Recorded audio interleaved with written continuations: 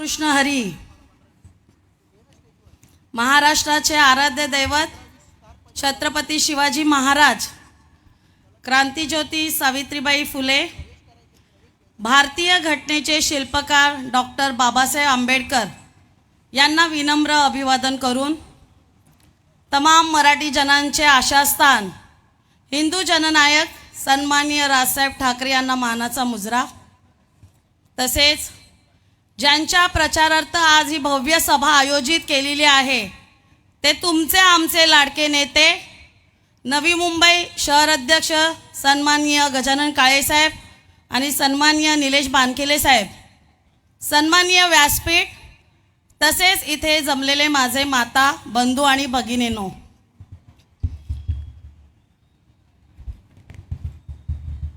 आपल्या सर्वांनाच माहीत आहे की गेले काही महिने परिवर्तन यात्रेच्या माध्यमातून सन्माननीय गजानन काळे साहेब प्रत्येक विभागामध्ये जात आहे. प्रत्येक विभागातील नागरिकांच्या समस्या जाणून घेण्याचा ते प्रयत्न करत आहे आणि नुसते प्रयत्नच करत नाहीये तर त्या ठिकाणी प्रयत्नांचं सोल्युशन देखील ते ताबडतोब करत आहे. आपल्या सर्वांना माहीत आहे, वाशी विभागामध्ये जेव्हा आमची परिवर्तन यात्रा गेली तेव्हा तेथील आमच्या कोळी बांधवांनी सन्माननीय गजानन काळे साहेबांकडे त्यांची समस्या मांडली. त्यांचं तयार असलेलं मार्केट त्यांना काही वर्षापासून तयार असलेलं मार्केट त्यांना मिळत नव्हतं, परंतु ही समस्या जेव्हा सन्माननीय गजानन काळे साहेबांच्या समोर मांडली ताबडतोब 24 तासामध्ये त्याचा रिझल्ट आला आणि आमच्या कोळी बांधवांना त्यांचं ते भाजी मार्केट आणि मच्छी मार्केट त्यांच्या स्वाधीन केलं. आज ते त्या मार्केटमध्ये स्वतःचा व्यवसाय करत आहे. तसेच वाशीमध्ये फिरत असताना महानगरपालिकेच्या माध्यमातून दिव्यांग बांधवांसाठी देण्यात येणार होते स्टॉल्स बांधले होते, परंतु ते एका कोपऱ्यामध्ये पडून होते. बरेच दिवसांपासून, काही महिन्यांपासून त्या सर्व गोष्टीचा तेथील महिलांना नाहक त्रास होत होता. परिवर्तन यात्रेच्या माध्यमातून त्या सर्व महिला काळे साहेबांना भेटल्या आणि त्यांचा जो त्रास आहे तो त्यांच्यासमोर मांडला.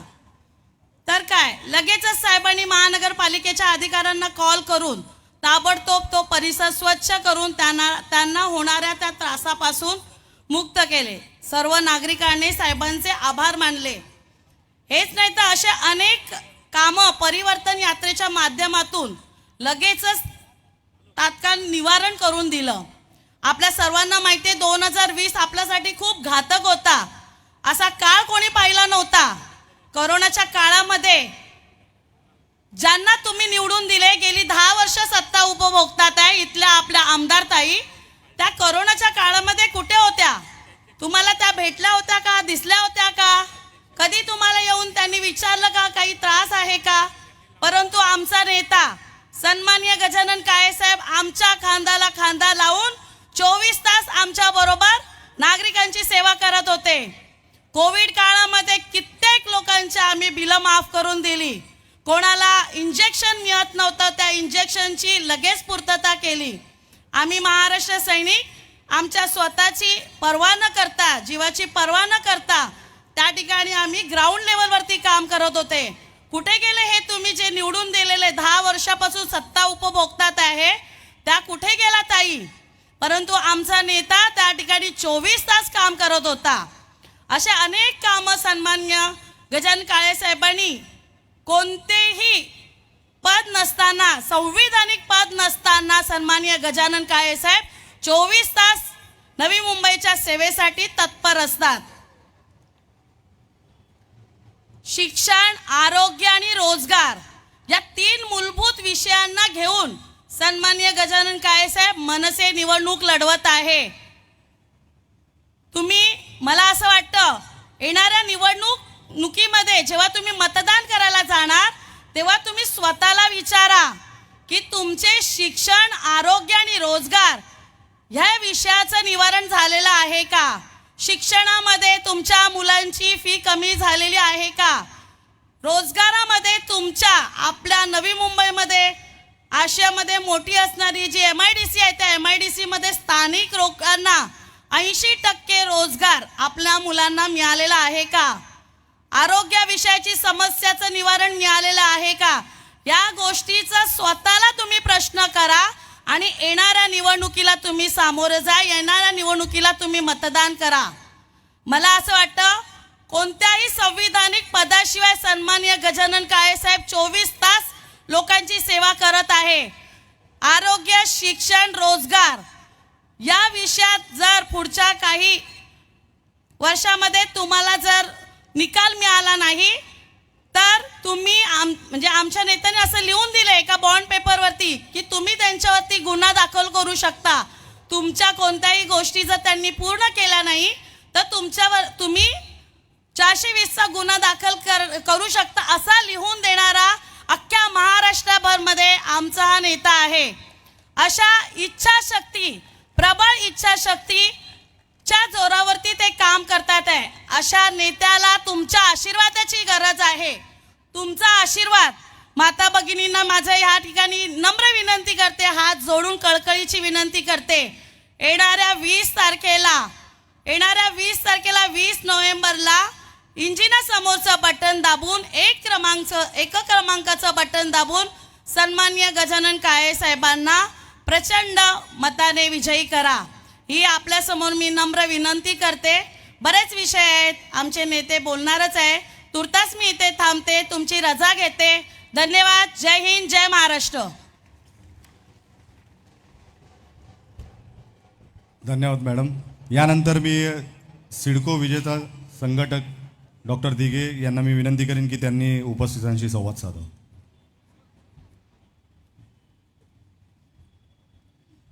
नमस्कार.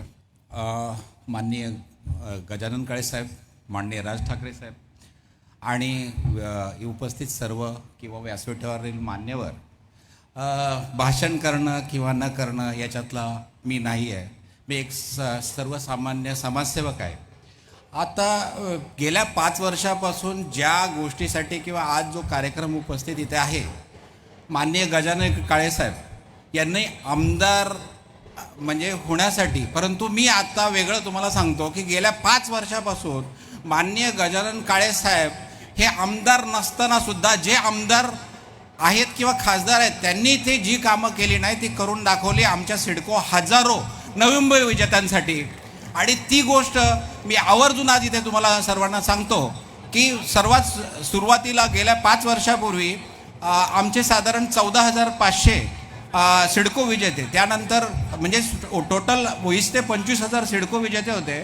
त्यांच्या सिडको आणि म्हाडा लॉटरीमध्ये सहभागी झाल्यानंतर, विजेते झाल्यानंतर स्टॅम्प ड्युटी ही जी 1,000 रुपये असायला हवी तर ती 1,000 रुपये सिडको तयार नव्हती ह्या गोष्टीला. आणि त्यानंतर मी एक सिडको विजेता संघटक असताना ह्या हजारो लोकांच्या सर्वसामान्य गोरगरिबांसाठी साधारण 8 ते 10 आमदार आणि 15-20 म्हणजे खासदार असू द्यात, मंत्रीगण असू द्यात, मुख्यमंत्री असू द्यात, सर्वांपर्यंत जाऊन आलो. तेव्हा 1-1.5 वर्ष पाठपुरावा केल्यानंतर एकदम वैतागल्यानंतर अतिशय की हक्काचं ज्या स्टॅम्प ड्युटी 1,000ची म्हणजे गव्हर्नमेंट GR असताना अंमलबजावणी होत नाही, ह्या गोष्टीवरती अक्षरशः कंटाळा आल्यानंतर माननीय गजानन काळे साहेब यांच्याकडे जेव्हा गेलो, त्यांचं पहिलं वाक्य असं होतं की 15 दिवसात मी करून दाखवतो. हा आपला आमदार, भावी आमदार नाही, आम्ही गेल्या 5 वर्षापासून यांना आमदार समजतो. आणि 15 दिवसामध्ये हजारो 20 ते 25,000 नवी मुंबईकर सिडको विजेत्यांचे स्टॅम्प ड्युटी 1,000 करून ती दाखवली ही माननीय गजानन काळे साहेबांनी. आणि माननीय राजसाहेब ठाकरेंनी सुद्धा त्याच ह्या विषयावरती गांभीर्याने घेऊन आज आपल्या नवी मुंबईतील 20 ते 25,000 स्वतःच्या हक्काच्या घरात, सिडकोच्या घरामध्ये फक्त आणि फक्त स्टॅम्प ड्युटी 1,000 ही याचा लाभ घेत आहेत. त्यानंतर जर आत्ताचं ताजंचं उदाहरण घ्यायचं म्हटलं तर साधारणपणे फेब्रुवारीच्या महिन्यामध्ये आपण हे जे बामणडोंगरी 8,000 सिडको विजेते होते, ह्या सर्वांचा जे रेट होते सिडकोने अवास्तव खूप वाढवले होते. ते साधारणपणे 35 लाख 35.5 लाख होते. आणि ते गोरगरीब 3 लाखाच्या खाली उत्पन्न मर्यादा, 25,000 इन्कम असणारा क्रायटेरिया सिडकोने केल्यानंतर ते एवढे 35 लाखाचं कर्ज फेडू शकत नव्हते किंवा 35 लाख कर्ज पण भेटणार नाही, अशा लोकांच्या सर्वसामान्य गोरगरीब फक्त तोंडाला म्हणजे साधारण लॉटरी लागली पण ते घर घेऊ शकणार नाही, अशा परिस्थितीमध्ये मी स्वतः 5 ते 8 आमदारांना खासदारांना अधिवेशनामध्ये विषय मांडण्याचा प्रयत्न केला. कोणीही गोरगरिबांना दाद देत नाही. अशा वेळेस माननीय गजानन काळे साहेब, माननीय राज ठाकरे साहेब हे उभे राहिले आणि गांभीर्याने म्हणले की आम्ही तुम्हाला करून देतो, तुम्ही काळजी करू नका. आणि मी आज गर्वाने आणि अभिमानाने सांगतो की आज आपला आमदार, आमचा तर आमदार आहे, आपल्या सर्वांचा आमदार होणारा माननीय गजानन काळे साहेब यांनी त्या क्षणाला राजसाहेबांना हा विषय सांगितला की 8,000 गोरगरिबांचा विषय आहे आणि त्यांच्या घराचा विषय आहे. स्वतः राजसाहेब मला व आमच्या सिडको विजेत्यांना माननीय मुख्यमंत्र्यांकडे घेऊन गेले, एकदा नाही दोनदा. म्हणजे पाठपुरावा सर्वसामान्य गोरगरिबांचा घेणारे हे दोन्ही नेते आमच्या पाठीशी राहिले आणि त्यांनी दिलेला शब्द महाराष्ट्राच्या इतिहासामध्ये कोणत्याही गृहनिर्माण योजनेमध्ये 6 लाख प्रत्येक फ्लॅट पाठीमागे कमी झालेले आजपर्यंत नाहीत. आणि ते शक्य माननीय गजानन काळे साहेब, माननीय राज ठाकरे साहेब यांनी करून दाखवले आणि हाच आमचा आमदार आहे. आणि आत्ता या पुढचे जे हजारो जे सिडको विजेते आहेत यांना सुद्धा स्टॅम्प ड्युटी 1000 असणार आहेत. म्हणजे हेच मला याच्यातून हेच म्हणायचं आहे की सर्वसामान्य जे लोकांना माझा मतदारसंघ नाही आहे, माझ्या मतदारसंघाचा विषय नाही आहे आणि हा जो सिडको विजेता आहे कोणत्या एका मतदारसंघाचा नव्हता, तरीही मतदारसंघाचा विचार न करता गोरगरिबांना न्याय देणारे माननीय गजानन काळे साहेब असू द्यात, माननीय राजसाहेब असू द्यात, हे कायम आपल्या पाठीशी राहणार आहेत. आणि नवी मुंबईकरांना मी आव्हान करतो, माझ्या हजारो सिडको विजेत्यांना आव्हान करतो की आमदार जेव्हा आमदार नसताना आपले हजारो प्रश्न त्यांनी सोडून दाखवलेत. मला व्यासपीठाने फक्त 5 मिनिटाचा वेळ दिला आहे, पण जर मी माननीय राजसाहेबांनी आणि माननीय गजानन काळे साहेबांनी आमच्यासाठी काय काय केलं हे जर सांगायचं म्हटलं तर 2 फुलस्केप पेज कमी पडतील. म्हणजे हजारो लाखो रुपये त्यांचे वाचवण्यामध्ये, आमच्या सिडको विजेत्यांचे वाचवण्यामध्ये, घर गेलेली पुन्हा मिळवून देण्यामध्ये असे कित्येक प्रश्न त्यांनी सोडून दिलेले आहेत. तरी मी आपला जास्त वेळ घेत नाही. मी तुम्हाला एकच सांगतो, हे हजारो सिडको विजेते 100% माननीय गजानन काळे साहेबांबरोबर आहेत आणि राहतील. आणि त्यांना आमदार केल्याशिवाय आम्ही शांत बसणार नाही, कारण त्यांनी आम्हाला घर मिळून दिलं आहे. आणि घर मिळून देत असताना आमचे 6-6 लाख प्रत्येकी घराचे दर कमी करून दिलेत. स्टॅम्प ड्युटी 2-2.5 लाखाची फक्त 1000 रुपये करून दिली. आणि राजसाहेब ठाकरे जे आहेत साहेब, ते साहेब तर कधीही तुम्ही सांगा, म्हणजे कोणताही गरिबांचा प्रश्न असू द्यात, ताबडतोब त्या गोष्टीकडे लक्ष देतात आणि तो प्रश्न सोडूनच दाखवतात. त्यामुळे मी तुम्हाला सर्वांना आवाहन करतो की माननीय गजानन काळे साहेब आमदार नसताना गेल्या 5 वर्षापासून एवढे त्यांनी प्रश्न सोडवलेत, तर ते आमदार झाले तर नवी मुंबईचा पालट केल्याशिवाय राहणार नाहीत. आणि मी तुम्हाला आवाहन करतो की 20 तारखेला आपण त्यांना मतदान करून, त्यांना आमदार करून आपल्या महाराष्ट्राच्या विधानसभेमध्ये वेगवेगळे नवी मुंबईचे विषय मांडण्यासाठी संधी द्यावी.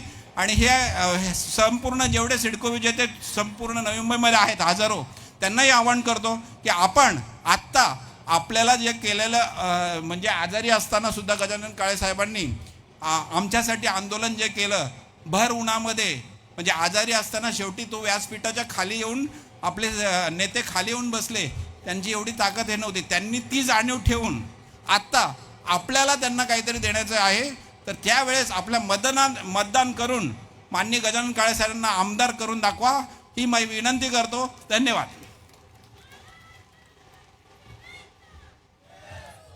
धन्यवाद डॉक्टर साहेब. मागे जे उभे असतील त्यांनी कृपया त्यांना विनंती आहे की बसायला जागा आहे तर बसून घ्यावं. VIP सेक्शन फुल झालं आहे, त्याच्यामुळे VIP सेक्शनमध्ये न सोडता दोन्ही बाजूला इतरत्र बसून घ्यावं त्यांनी. यानंतर मी आमचा आगरी सुपुत्र व आमची मुलूक मैदानी तोफ सविनय म्हात्रे यांना विनंती करेन की त्यांनी उपस्थितांशी संवाद साधावा.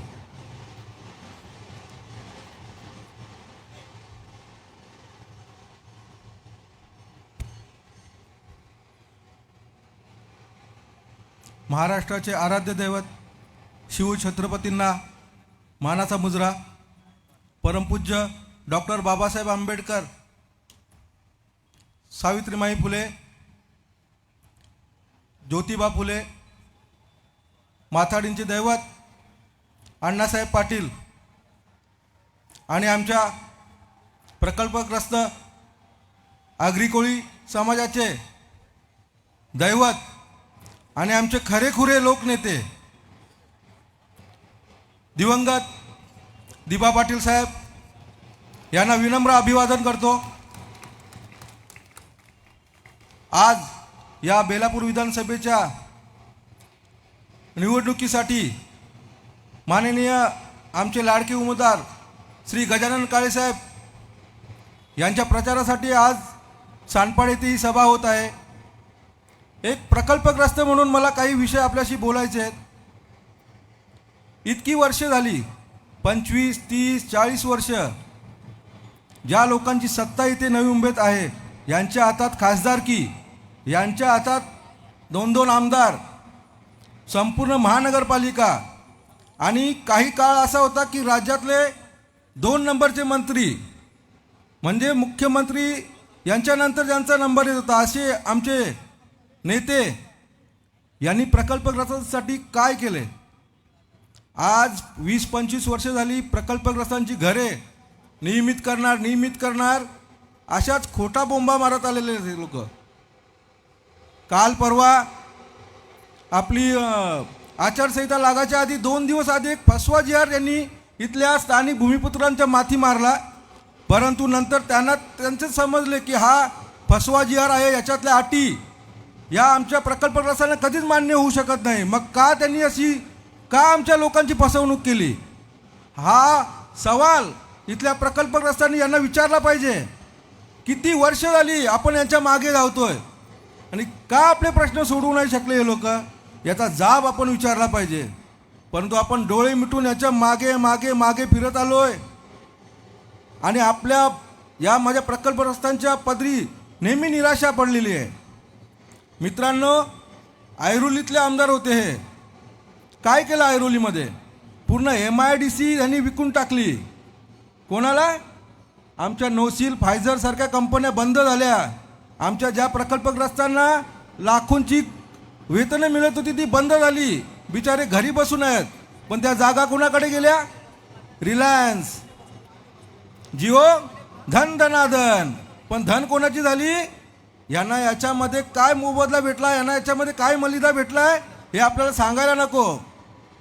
ज्या MIDCत आज मोठे मोठे काचेचे टॉवर उभे राहिलेत, तेथे एकेकाळी आमच्या फायझर, नोसील सारख्या मोठ्या मोठ्या कंपन्या होत्या. आज तिथे टॉवर झालेत आणि या आपल्या मोठ्या मोठ्या नेत्यांचे तिथे 2-2 फ्लोअर आहेत. बघा चेक करून, किती वाईट वाटतं की आज आमचा प्रकल्पग्रस्त बांधव घरी बसलेला आहे. अजून एक विषय, आमचा कुक्षेत गाव जो यांचा एक मोठा पुढारी इथला फुशारका मारत असता, कुक्षेत गाव ज्या हार्डलिया कंपनीसाठी नेरूळ इथे आणून शिफ्ट केला. बरोबर आहे का? कारण हार्डिलिया कंपनीतून केमिकल त्यांच्या गावात पडतं म्हणून आज ते इथं नेरूळ सेक्टर 14 येथे नवीन कुक्षेत म्हणून ते गाव वसवण्यात आलं. मग जर हार्डिलिया कंपनीसाठी जर गाव इथे आणलं आणि आज जर हार्डिलिया कंपनी बंद होते, मग त्या कुक्षेतकरांची जागा त्यांना परत द्या ना, का कोणाला विकायची ती जागा? हे लोक फक्त कंपन्या बंद करणार, इथली जागा विकणार, मोठे मोठे टॉवर बांधणार. तरी आमचा प्रकल्पग्रस्त बांधव त्यांच्याच मागे. एवढी वर्ष झाली. मागच्या जेव्हा विधानसभेची निवडणूक लागली होती 10 वर्षापूर्वी, तेव्हा इथल्या आत्ताच्या आमदार ताई यांनी आमच्या प्रकल्पग्रस्त महिला आणि आमचे बांधव जे इथं मिठागरं होती, आपला पाम बीच रोड आहे नेरूळपासून पूर्ण हा सानपाडापासून, तिथं मिठागरं होती आधी बांधव. त्या मिठागरावर हे आमचे बांधव कामाला होते, मजुरी करायचे. तर ह्या ताईंनी सांगितलं की तुम्ही मला फॉर्म भरून द्या, मी तुम्हाला 40-40 स्क्वेअर मीटरचे सिडकोकडून प्लॉट मिळवून देते. आज 10 वर्ष झाले, कुठे गेले ते 40 मीटरचे प्लॉट? आमच्या बांधवांची फसवणूक करता. एकही विषय यांना अजून सोडवता आलेला नाही. प्रकल्पग्रस्तांना आमची घरे नियमित झाली आणि आमचं काहीच ना आम्हाला कामधंदा उरला, तरी आमची लोक यांच्या पाठीमागे. आज लोकांनी विचार करायची वेळ आली आहे की आमचे गजानन काळेसाहेब यांच्यासारखे तरुण उमेदवार ज्यांनी तो जी आर आला त्याचा अभ्यास केला, त्यातली एक आणि एक बाब इथले जे आमचे अभ्यासक आहेत सुधाकर पाटील साहेब असतील किंवा निलेशजी पाटील असेल यांच्याकडनं समजून घेतली आणि त्यानंतर सांगितलं की हा जी आर फसवा आहे. आणि ह्या माणसाला माहिती आहे की प्रकल्पग्रस्तांचे मी प्रश्न सोडवू शकतो.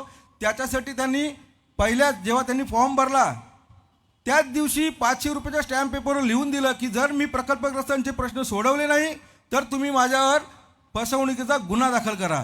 अशी हिंमत लागते, असा जिगरा लागतो. आहे का यांच्याकडे? आमच्या काही गावातल्या संघटनांनी यांना एक मसुदा बनवून दिला आहे आणि सांगितलं की तुम्ही द्या 500 रुपयाच्या स्टॅम्प पेपरवर.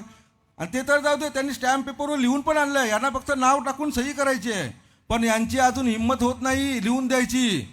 का? कारण यांना माहिती आहे यांचे प्रश्न सोडवले तर हे परत आमच्या मागे येणार नाही, यांचे प्रश्न तसेच भिजवत ठेवायचे आहेत. म्हणून मित्रांनो, मी सर्व प्रकल्पग्रस्तांना विनंती करतोच, परंतु इथलेही जे बांधव आहेत जे कॉलनीत राहतात, सिडकोमध्ये राहतात, हे जे यांना आमदार का व्हायचं आहे? ऐरोलीला तिकीट नाही मिळलं का लगेच पक्ष चेंज, लगेच दुसऱ्या पक्षात. यांना तुमच्यासाठी आमदार व्हायचं नाही आहे. यांना या ज्या सिडकोच्या सोसायट्या आहेत यांच्या मागे हे सर्व येत्या 2-3 वर्षात रिडेव्हलपमेंट जोमाने सुरू होणार आहे. त्या सर्व खाजगी बिल्डरांना विकून तुम्हाला एक छोटासा फ्लॅट देऊन त्यांचं कमिशन खाऊन हे मोकळे होणार आहेत. बाबांनो, समजून घ्या यांचा काय डाव आहे तो.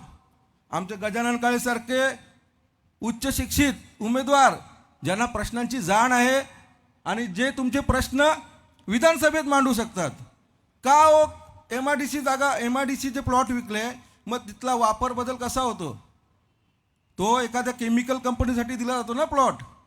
तर हा प्लॉट विकून तिथं वापर बदल करून मोठ्या मोठ्या कमर्शियल कॉम्प्लेक्स कसे काय तयार होतात? कारण आपले आमदार इथं आवाज उठवायला नाहीत मागत. आमदारांनी आवाज उठवायला पाहिजे ना की जी जमीन ज्याच्यासाठी दिली त्याच्यासाठी पाहिजे. परंतु ह्यांना सर्व लोकांची फसवणूक करायची आहे आणि आमच्या सर्व गोरगरिबांना लुटून यांचे फक्त 4-4, 5-5 टॉवर यांना बांधायचे आहेत. प्रश्नांची जाण असणारा हा माणूस शिक्षणासाठी, आरोग्यासाठी आज एवढ्या कंपन्या आहेत MIDCमध्ये, पण का आमच्या मुलांना रोजगार नाही आहे? हा माणूस जर जीवाचे रान करून जर तुमचे प्रश्न मांडू शकतो तर आपण पण माननीय गजानन काळे साहेबांच्या मागे ठामपणे उभं राहायला पाहिजे. सर्व मी इथल्या भूमिपुत्रांना, इथल्या नवी मुंबईतील नागरिकांना, सर्व तरुण कॉलेज विद्यार्थिनींना सर्वांना विनंती करतो की गजानन काळे साहेबांसारखा सुशिक्षित उमेदवार आपल्याला मिळाला आहे तर येत्या 20 तारखेला मतदान करून 23 तारखेला आपलं गजानन काळे साहेब 100% विधानसभेत जातील अशी आपण एक निश्चय करूया आणि त्यांना मोठ्या बहुमताने निवडून आणूया. एवढं बोलून माझे 2 शब्द संपवतो. जय हिंद, जय महाराष्ट्र.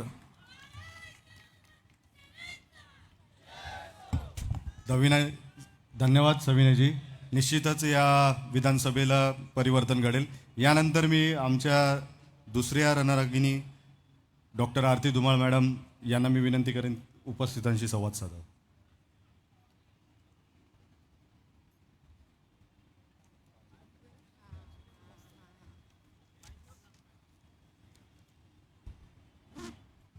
महाराष्ट्राचे आराध्य दैवत श्री छत्रपती शिवाजी महाराज, शिक्षण प्रणित्या सावित्रीबाई फुले, भारतरत्न बाबासाहेब आंबेडकर आणि ही जी नवी मुंबई वसलेली आहे असे प्रकल्पग्रस्ताचे कैवारी दिबा पाटील साहेब यांना मानाचा मुजरा. तसेच आपले मराठी हृदय सम्राट आणि सर्वांचे लाडके महाराष्ट्राचे मनसेचे नेते राजसाहेब ठाकरे यांना मानाचा मुद्रा. सन्माननीय व्यासपीठ आणि माझ्या जमलेल्या बंधू भगिनींनो, प्रथमतः मी तुम्हाला आता नुकत्याच गेलेल्या दिवाळीच्या हार्दिक शुभेच्छा देते आणि तुम्ही एवढ्या प्रचंड गर्दीने इथे जमला आहात त्याबद्दल मी तुमचे आभारही मानते. निवडणूकचे वारे सुरू आहे. उमेदवार, आमचा अधिकृत उमेदवार 151 बेलापूर विधानसभेमधून गजानन दादा, आम्ही त्याला दादाच म्हणतो कारण आमचा तो लाडका दादा आहे. आम्ही आज 50 ते 100 महिला पदाधिकारी आहे. त्या पदाधिकाऱ्यांचा आमचा तो लाडका दादा आहे, म्हणून आम्ही त्याला आता दादाच म्हणतो. असा हा दादा आमचा जेव्हापासून मनसे ह्या पक्षाची स्थापना झाली आहे तेव्हापासून हा पक्षाशी एकनिष्ठ आहे, प्रामाणिक आहे. या पक्षासाठी अहोरात्र झटत आहे, समाजासाठी अहोरात्र झटत आहे. ज्या वेळेस सन्माननीय राजसाहेब ठाकरे यांनी आमच्या दादाला, गजानन दादाला उमेदवारी जाहीर केले, तेव्हा आमचा हा दादा पहिल्यांदा शिवाजी चौक वाशी येथे छत्रपती शिवाजी महाराजांच्या पुतळ्यांना हार घालून त्यांना वंदन केले. त्याचप्रमाणे डॉक्टर बाबासाहेब आंबेडकर साहेब यांच्या पुतळ्यांना हार घालून वंदन केले. तसेच इथून जासई उरणला दिबा पाटील साहेबांच्या पुतळ्याला वंदन करण्यासाठी हा माझा दादा तिथे गेला. इथे तर प्रकल्पग्रस्तांना सुद्धा उमेदवारी मिळाली आहे. हो, त्यांनी वंदन केलं का? नाही, वंदन केलं नाही त्या लोकांनी. पण हा माझा दादा संवेदनशील आहे, त्याला जनतेची जाण आहे, म्हणून यांनी प्रथमतः त्यांना वंदन केलेलं आहे. आता मी विरोधकांवर आरोप प्रत्यारोप करणार नाही, पण आम्ही काय केलं आणि आम्ही काय करणार ह्यावरच मी बोलणार आहे. आमच्या ह्या गजानन दादाने आताच नुकतं मला वाटतं सिडको सोडधारकाचे इथे पदाधिकारी होते, त्यांनी सांगितलंच होतं.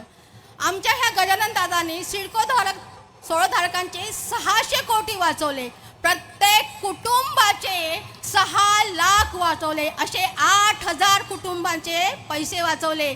आज सिडको कोणाला माफ करत नाही. हो, सिडको ही देना बँक आहे, देना बँक नाही आहे, लेना बँक आहे.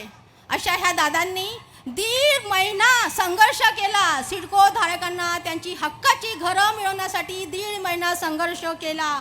अंगावर पाठीवर नागिन उठलेली होती, तरीही अशा अवस्थेमध्ये असा आमचा दादा भर उन्हामध्ये आंदोलन करत होता. हे का लागलं हो? 1.5 महिना का लागला? कारण आमच्याकडे सत्ता नाही. आमच्याकडे सत्ता असती ना, हे प्रकरण 1 दिवसात आम्ही केलं असतं.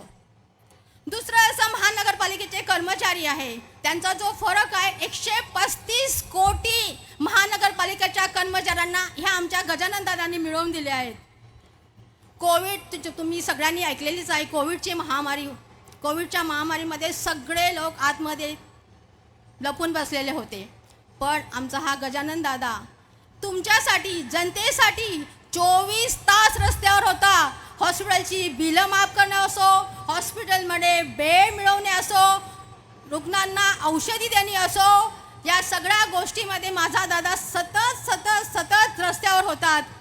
त्याचप्रमाणे कोविडमध्ये 1.25 रुग्णांकडून जी बिलं गेली होती हॉस्पिटलनी, त्यासाठी माझ्या ह्या दादांनी तत्कालीन आयुक्त अभिजित बांगर यांना साकडं घातलं आणि हॉस्पिटलचे ऑडिट केले आणि त्या ऑडिटमधून जो डिफरन्स मिळाला ते पैसे त्या रुग्णांना परत मिळवून दिले. हा असा आमचा गजानन दादा आहे. दुसरं असं की मागच्या 5-6 वर्षापूर्वी तुरीचे डाळ गगनाला भिडली होती, तेव्हा ह्या आमच्या गजानन दादांनी 40 कोटीची डाळ पकडून दिली आणि सर्वसामान्यांसाठी ती विकायला टाकली. हा आमचा असा गजानन दादा आहे. सायन पनवेल हायवे असो, 90% काँक्रिटीकरण केलं, आंदोलन केलं. प्रसंगी PWD कार्यालय आम्हाला फोडावं लागलं आणि प्रसंगी दादांनी अंगावर केसेसही घेतल्या. हे आम्ही केलं. ज्येष्ठ नागरिकांसाठी आम्ही हेल्पलाईन सुरू केली. आज ज्येष्ठ नागरिक घरामध्ये असतात, सून मुलगा बाहेर जातात, त्यांच्याजवळ कोणी नसतं, कधी त्यांना आरोग्याचा प्रॉब्लेम झाला, त्यासाठी आम्ही ह्या गजानन दादांनी हेल्पलाईन सुरू केली. ज्येष्ठ नागरिकांसाठी आम्ही विरंगुळा करण्यासाठी एक पात्री नाटक दाखवलं. इतिहासाची ओळख व्हावी म्हणून आम्ही नवी मुंबईच्या 500 मुलांना शिवरायांचा जन्म जिथे झाला त्या शिवनेरीला भेट दिली.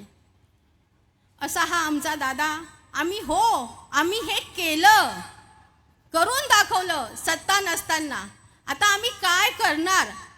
निवडणुकीमध्ये आम्ही 3च विषय घेऊन आलो. आम्ही हा विषय घेऊन आलो नाही आहे लाडकी बहिणीचे 2,000 आम्ही मिळवणार. विरोधी पक्ष म्हणतात आम्ही 3,000 मिळवून देणार. आम्ही तो विषय घेऊन आलेला नाही. आम्ही शिक्षण, आरोग्य, रोजगार, शिक्षणामध्ये दरवर्षी 10% फीज वाढवली जाते. का वाढवली जाते? कारण या प्रायव्हेट शाळा स्वतःच ऑडिट करतात आणि गव्हर्नमेंटला दाखवतात की आमची शाळा तोट्यात आहे, आणि गव्हर्नमेंट मग फक्त की हो 10% तुम्ही वाढवा. आणि हेही लक्षात घ्या तुम्ही, ह्या शाळा ज्या आहे ना, या मंत्री संत्री आमदार खासदार यांच्याच आहे हो. त्यामुळे 10% फी वाढवली जाणार ना. पण आमच्या दादांनी प्रण केला आहे की जर मी निवडून आलो तर ह्या शाळेचे गव्हर्नमेंट ऑडिट करणार, आणि गव्हर्नमेंट ऑडिट जर झालं तर करोडो रुपये ह्या शाळेच्या खात्यांमध्ये तुम्हाला दिसणार, आणि पुढची 5 ते 10 वर्ष फी वाढणार नाही. हे आमचं ब्रीदवाक्य आहे. आरोग्याच्या बाबतीत एकच सांगते, निरनिरा हॉस्पिटलमध्ये अव्वाच्या सव्वा फी घेतली जाते, लाखोने बिलं घेतली जातात, कोणावरही कोणत्याही हॉस्पिटलवर वचक नाही. पण आमच्या दादांनी प्रण केला आहे की आम्ही निवडून आलो तो एक दरपत्रक इथे काढले जाणार. कोणत्याही हॉस्पिटलमध्ये जा, एकच दरपत्रक घेतले जाणार. आज तुम्ही प्रायव्हेट हॉस्पिटलमध्ये बघतातच आहे, तसेच महानगर हॉस्पिटलमध्येही बघतात आहे की महानगरपालिकेच्या हॉस्पिटलमध्ये मनुष्यबळ कमी आहे, औषधांची सुविधा नाही आहे, उपकरणे नाहीत आहे. आता आम्ही परिवर्तन यात्रा करत असताना सहज आम्ही मीनाताई ठाकरे हॉस्पिटलमध्ये गेलो. तिथे आम्ही बघितलं आमच्या गरोदर माता भगिनी 100 ते 150 लाईनीमध्ये उभ्या होतात, आणि तिथे फक्त 2 स्त्रीरोग तज्ज्ञ होते. तेव्हा आमच्या दादांनी तिथल्या डॉक्टरांना सांगितलं की हे जर तुम्ही 2 स्त्रीरोग तज्ज्ञ असतील तर ह्या महिलांची कशी अवस्था होईल. तिथे आम्ही कबूल करून घेतलं की इथे मनुष्यबळ वाढवा, इथे स्त्रीरोग तज्ज्ञ वाढवा. तसेच आम्ही रोजगार ह्या विषयावर येतो. स्थानिकांना 80% रोजगार मिळाला पाहिजे. त्यासाठी आम्ही कौशल्य विकास आणि उद्योजकता कोकण भवन येथे माझ्या गजानन दादांनी ॲप्लिकेशन केलं की इथे 4,500 कंपन्या आहेत, त्यांची नोंदणी अजूनही त्या लोकांनी केली नव्हती. ती नोंदणी आम्ही करायला लावली. आज 1800 कंपन्यांनी विकास कौशल्यामध्ये नोंदणी केली आहे, आणि आज जो रोजगार आहे ते विकास या केंद्रामधून त्या आमच्या मराठी बांधवांना रोजगार मिळत आहे. असे हे आमचे गजानन दादा आहे. अहो केलं करणार आहे, पण त्यासाठी त्यांना संविधानाचं पद पाहिजे. विधानसभेत आवाज ओळखण्यासाठी तुम्ही त्यांना विधानसभेत नेलं पाहिजे. जर विधानसभेत नेले तर हे प्रश्न चुटकीने तुमचे हे प्रश्न सोडणार. दुसरं असं, आता हे लाडकी बहीण खूप चाललंय हो, लाडकी बहीण. पण शिंदे सरकारने लाडकी बहीण काढली, पण आमच्या लाडक्या बहिणीचं संरक्षण केलं जात आहे का? नाही केले जात आहे. आज आपला महाराष्ट्र पुरोगामी महाराष्ट्र आहे. आज महाराष्ट्र हा अहिल्यादेवीचा महाराष्ट्र आहे, जिजाऊचा महाराष्ट्र आहे, सावित्रीबाई फुलेंचा महाराष्ट्र आहे. ह्या महाराष्ट्रात चिमुकल्या मुलीवर अन्याय होतो. आज महिला रस्त्यावर सुरक्षित नाही आहे, मंदिरात सुरक्षित नाही आहे, शाळेत सुरक्षित नाही आहे, हॉस्पिटलमध्ये सुरक्षित नाही आहे. का? यांना संरक्षण नको? त्या लाडक्या बहीण योजनेने आमचं संरक्षण होणार आहे का? नाही होणार. आमची सत्ता येऊ द्या. बघा, शक्ती कायदा नाही आम्ही लवकर पास केला तर महाराष्ट्र नवनिर्माण सेनेचं नाव नाही. आमची सत्ता फक्त आणा. आमची सत्ता आणल्यानंतर स्त्री ही सक्षमही होईल आणि स्वतःचं रक्षण करणं इतकंही तिचं इथे आम्ही करणार. आज मी तुम्हाला एकच शेवट सांगते की डॉक्टर बाबासाहेब आंबेडकरांनी एक खूप सुंदर सांगितलेलं आहे. ते मी तुम्हाला जाता जाता वाचून दाखवते. मते विकत मागणाऱ्या माणसाला समाजाचा पाठिंबा नसतो. मते विकत मागणाऱ्या माणसाला समाजाचा पाठिंबा नसतो, म्हणून तो आपल्या द्रव्याच्या बळावर आपली लायकी प्रस्थापित करतो. प्रस्थापित करण्यासाठी प्रयत्न करतो. अशा उमेदवाराकडून समाजहिताची व राष्ट्रहिताची कार्य होत नाहीत. पैसेवाला जर कायदे मंडळात गेला तर तो पैसेवाला लोकांचे हित संरक्षण करील व तो सर्वसामान्य व गरिबाच्या हिताच्या आड येईल. म्हणून मत विकण्याचे पाप तुम्ही करू नका व आपली दिशाभूल करू नका. हे आपल्या बाबासाहेब आंबेडकरांचे वाक्य आहे.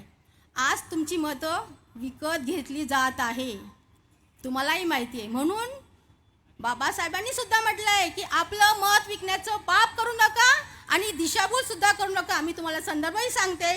संदर्भ खंड 18(1) आणि 466 या खंडामधील हे वाक्य आहे. बस जाता जाता मी एवढंच सांगेल की राजसाहेबांच्या या शिलेदारांना एक संधी द्या. या संधीचं सोनं करू आम्ही. गजानन दादानी बॉन्ड पेपरवर पण लिहून दिलंय, 500 रुपयाच्या बॉन्ड पेपरवर लिहून दिलंय की मी जर हे प्रश्न नाही सोडवले, प्रकल्पग्रस्ताचे असावे, LIGचे असावे, शिक्षण आरोग्य रोजगाराचे असावे, तर तुम्ही माझ्यावर 420चा गुन्हा दाखल करू शकता. असा कोणता नेता आहे? मी तर म्हणे महाराष्ट्रातही नाही आणि जगाच्या पाठीवरही मिळणार नाही की एवढं धाडस त्यांनी केलेलं आहे की 500 रुपयाच्या बॉन्ड पेपरवर लिहून दिलेलं आहे. म्हणून अशा ह्या नेत्याला, अभ्यासू, संवेदनशील, ज्याला विजन आहे, अशा ह्या नेत्याला येणाऱ्या 20 नोव्हेंबरला 1 नंबरचं बटन दाबून इंजिनवर तुम्ही तुमचं बहुमत मत देऊन माझ्या या दादाला, गजानन दादाला, आणि आमचे ऐरोली विधानसभेचे सुद्धा उमेदवार आहे निलेश बानखिले सर, त्यांना सुद्धा प्रचंड मतांनी विजयी करा. एवढे बोलून माझे मी 2 शब्द संपवते. जय हिंद, जय महाराष्ट्र. धन्यवाद मॅडम. यानंतर आम्ही त्यांना तरुणच म्हणतो, पूर्वी ज्येष्ठ म्हणायचो. आपले जे स्वयंसेवक आहेत त्यांना विनंती आहे, बाहेर अजून लोक थांबलेली आहेत, त्यांना कृपया डाव्या बाजूला स्टेजच्या ज्या मोकळ्या खुर्च्या आहेत तिथे स्थानापन्न व्हायला सांगा. त्याचबरोबर उजव्या बाजूला ही जागा रिकामी आहे तिथे बसायला सांगा. पुढच्या 10 ते 15 मिनिटात सन्माननीय राजसाहेब यांचं इथं आगमन होणार आहे. तत्पूर्वी मी बिर्जे काकांना विनंती करेन, ते आमच्यात सर्वात जास्त तरुण आहेत. साहेबांबरोबर जेव्हापासून साहेबांचं तिकीट जाहीर झालं आहे त्याच्या आधीपासून देखील सतत 12 तास ते साहेबांबरोबर फिरत आहेत. तर बिर्जे काकांना मी विनंती करेन की उपस्थितांशी संवाद साधा.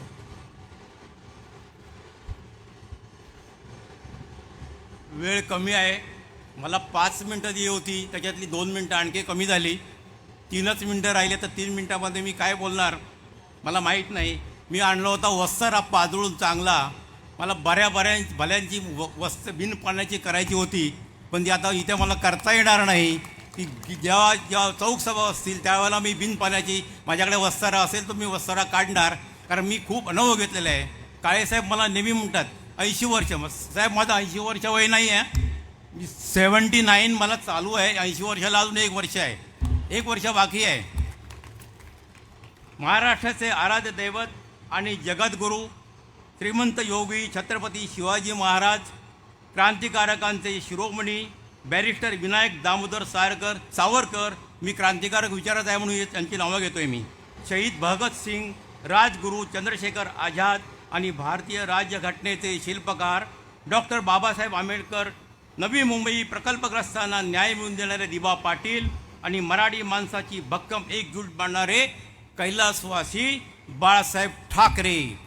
मी बाळासाहेब ठाकरेंचा शिवसैनिक. पहिल्या बॅचचा 67ला मी बाळासाहेबांबरोबर होतो. तेव्हा जुनी मातोश्री होती. आम्ही रोज वेडे झालो होतो, वेडे अक्षरशः. आम्हाला घरातून बाहेर काढलं होतं, जा बाळ ठाकरेच्या घरी जेवायला. आम्ही तिकडेच असायचो मातोश्रीच्या खाली. आता ती बोलायची माझ्याकडे वेळ फार कमी आहे. मी आता फक्त गजानन काळेबद्दल बोलणार आहे, कारण हा तरुण 2006मध्ये मनसेची स्थापना झाली. मी नवी मुंबईत आलो होतो, तिथपासून मी नवी मुंबईमध्ये मनसेचा राजसाहेबांचा समर्थक आहे. याच्यापूर्वी अनेक इथून कार्यकर्ते राजसाहेबांनी तयार केले होते, पण ते काही निष्क्रिय होते, तर काही सोडून गेले. मग नंतर राजसाहेबांनी हा एक तरुण तडफदार सुशिक्षित उमेदवार जिल्हा प्रमुख याचा आपले शहर प्रमुख गजानन काळेंना इथे हे केलं, लॉन्च केलं. अतिशय हुशार. आणि तिथपासून गजानन काळेची माझी ओळख झाली. मला पहिल्यापासून राजकारणाची आवड होती, म्हणून मी त्यांच्याबरोबर काम करायला लागलो. आता तुम्हाला मी सांगतो, जास्त मी बोलणार नाही, जास्त वेळ पण झालेला आहे. मी गजानन काळेंनी परिवर्तन यात्रा चालू करायच्या आधी मला म्हणाले, काका तुम्ही ज्येष्ठ नागरिक आहात, तुम्ही माझ्यावर याल का? प्रश्न काय आहे तर रोजगार, शिक्षण, आरोग्य आणि हे प्रश्न मी वाचायला मी खुश झालो. अरे म्हटलं हे प्रश्न तर अजून कोणीच घेतलेले नाहीत. इथे 10 वर्ष आमदारकी लोकांनी भोगली, गाववाले जातवाले करून 10 वर्ष निवडून आले आणि स्वतःची प्रॉपर्टी तयार केली. जनतेचं काही केलं नाही, ना गाववाल्यांचं केलं ना कुणाचं काही केलं. गजानन काळेने ते प्रश्न विचारल्यामुळे मी त्यांच्याबरोबर परिवर्तन यात्रेमध्ये गणेश विसर्जनच्या दुसऱ्या दिवशी चालू केली. पितृपक्ष होता, दुसऱ्या दिवशी चालू केली. मी त्यांच्याबरोबर कंप्लीट 12 तास रोज ते सांगतील तुम्हाला. सकाळी 10 वाजल्यापासून रात्री 10 वाजेपर्यंत मी त्यांच्याबरोबर सतत या परिजन यात्रेमध्ये होतो. आणि त्या परिजन यात्रेमध्ये त्यांनी जे काही प्रश्न उचलले, जे काही अधिकाऱ्यांबरोबर ताणून बोलायचे, ते मला खूप बरं वाटलं. मला त्यावेळेचे बाळासाहेब ठाकरे आठवले, त्यावेळेचे तडफदार. आणि हे मी जेव्हा काळेसाहेबांबरोबर फिरायचो तेव्हा खरं म्हणजे माझी 2 ऑपरेशन झाली आहेत, बायपास सर्जरी 2 झाले आहेत, तरी पण मी त्याची पर्वा न करता सतत 12 तास काळेसाहेबांबरोबर मी हजर होतो. आणि त्याचा मला काहीतरी चांगलं करण्याची संधी मिळते म्हणून मी त्यांची खूप त्यांचा मी आभार मानतो. तुम्हाला जास्त काही सांगत नाही. मी इथल्या 2 आमदारांबद्दल बोलणार आहे. मी आता मंदाताई इथं वयस्कर आहेत, माझ्या बहिणीसारख्या आहेत, पण त्यांचं जे काही बोलणं आहे ते मी एकदा एका क्लिपमध्ये ऐकलं आणि ते तुम्हाला आता मी सांगतो. मी तुम्हाला सांगतो, फक्त तुम्ही ऐका.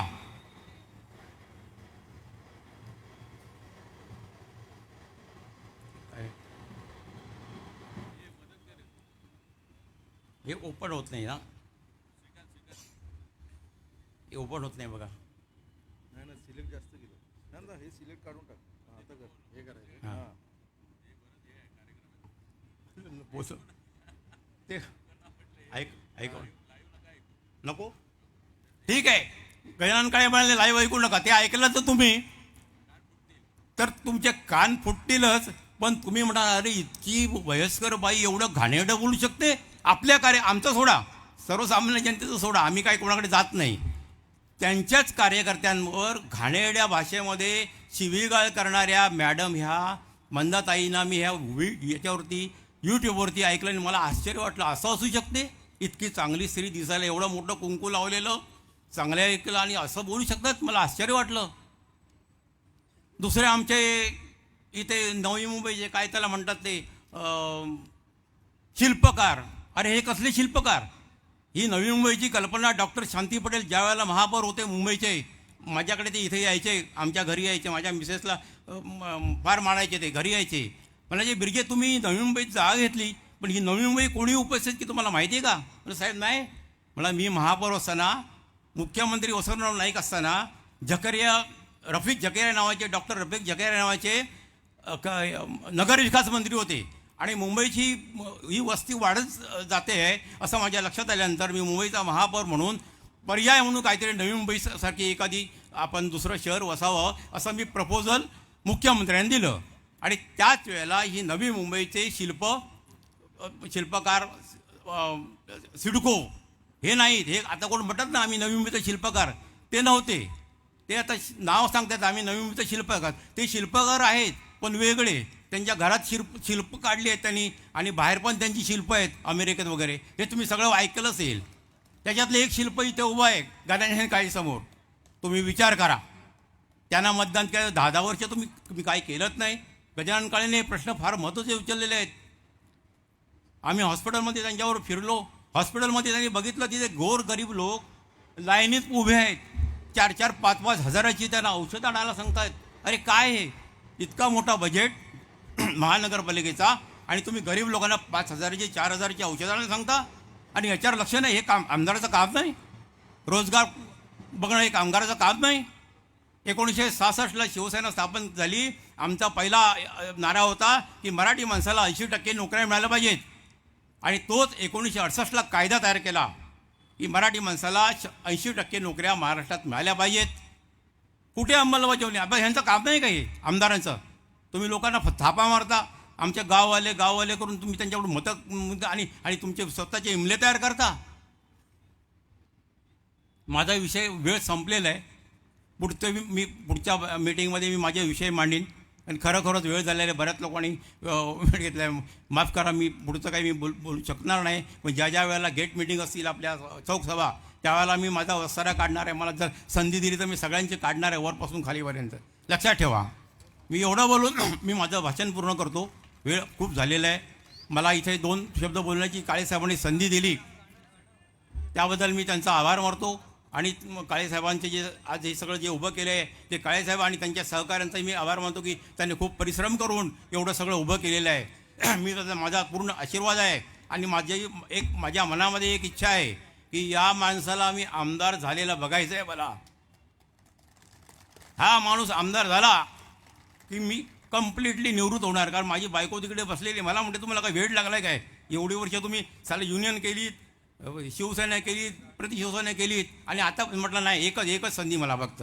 मला गजानन काळे निवडून आले की माझं कार्य संपलं. एवढं बोलून मी माझं भाषण पूर्ण करतो. जय हिंद, जय महाराष्ट्र.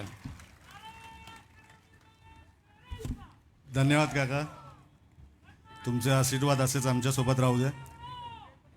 माझी स्वयंसेवकांना विनंती आहे, काही लोक येत आहेत त्यांना या भागात पण बसवा, इथे ज्या मोकळ्या खुर्च्या आहेत. अजूनही काही लोक बाहेर आहेत. एक साहेबांच्या, गजानन काळे साहेबांच्या, त्यांच्यावरती एक आम्ही ध्वनिफीत केली आहे, व्हिडिओ ध्वनिफीत. त्याचं एक गाणं तुमच्यासमोर सादरीकरण त्या स्क्रीनवरती होईल. त्याचं आज लॉन्चिंग आहे, तर माझी विनंती आहे ते गाणं या निमित्ताने, या जाहीर सभेच्या निमित्ताने लॉन्च करावं.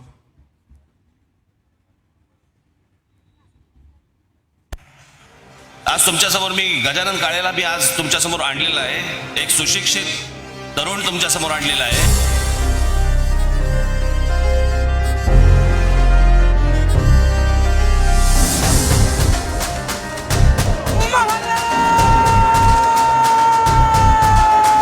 राखतो या मनसेचा गड निडर मावळा, अन्यायाला रोखण्यास कायम तो धावला. हो, राखतो या मनसेचा गड निडर मावळा, अन्यायाला रोखण्यास कायम तो धावला. सामान्य जनतेचा आवाज झाला तो, लोकसेवेसाठी केली जिंदगी अर्पण. हे गजानन गजानन आपला गजानन, गजानन गजानन आला गजानन. हे गजानन गजानन आपला गजानन, गजानन गजानन आला गजानन. गजानन गजानन आपला गजानन, गजानन गजानन आला गजानन. गजानन गजानन आपला गजानन, गजानन गजानन आला गजानन.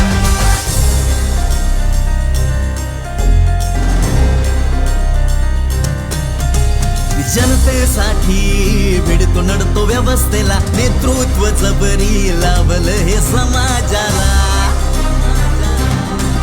हे जनतेसाठी भिडतो नडतो व्यवस्थेला, नेतृत्व जबरी लावलं हे समाजाला. न्यायासाठी झुंजाया, माणुसकी पेराया, लावतो स्वतःचे तन आणि मन.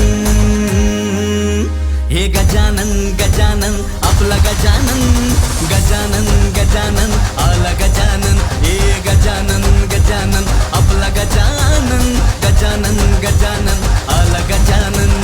गजानन गजानन आपला गजानन, गजानन गजानन आला गजानन. गजानन गजानन आपला गजानन, गजानन गजानन आला गजानन.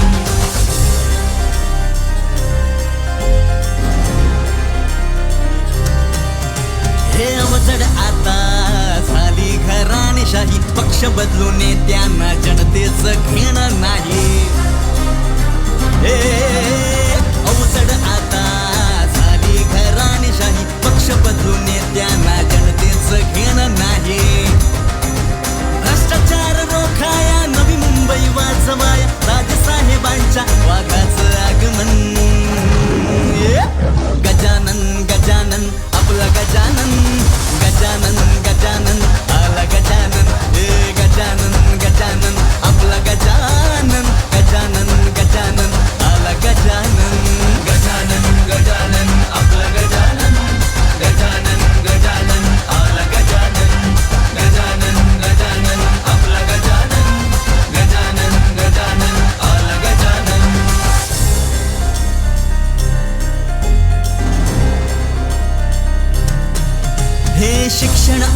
आरोग्य रोजगाराची भाषा परिवर्तनाची खोलमणी ती आशा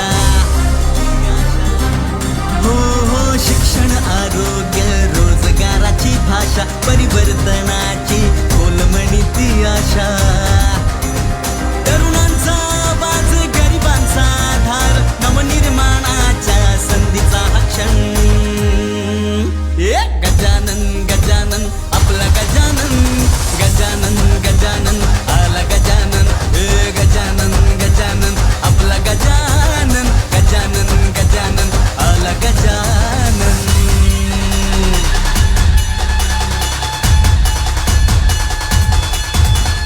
शिवाचा मावळा तो भीमाचा छावा माणूस हक्काचा आपला गजानन विकासाचं इंजिन घेऊन चालला मरहट्टी वाण्याचा आपला गजानन दिवाच्या विचारांची पेटती अंगार ती दमदार आमदार आणू गजानन गजानन गजानन आपला गजानन गजानन गजानन आणा गजानन गजानन गजानन आपला गजानन गजानन गजानन आणा गजानन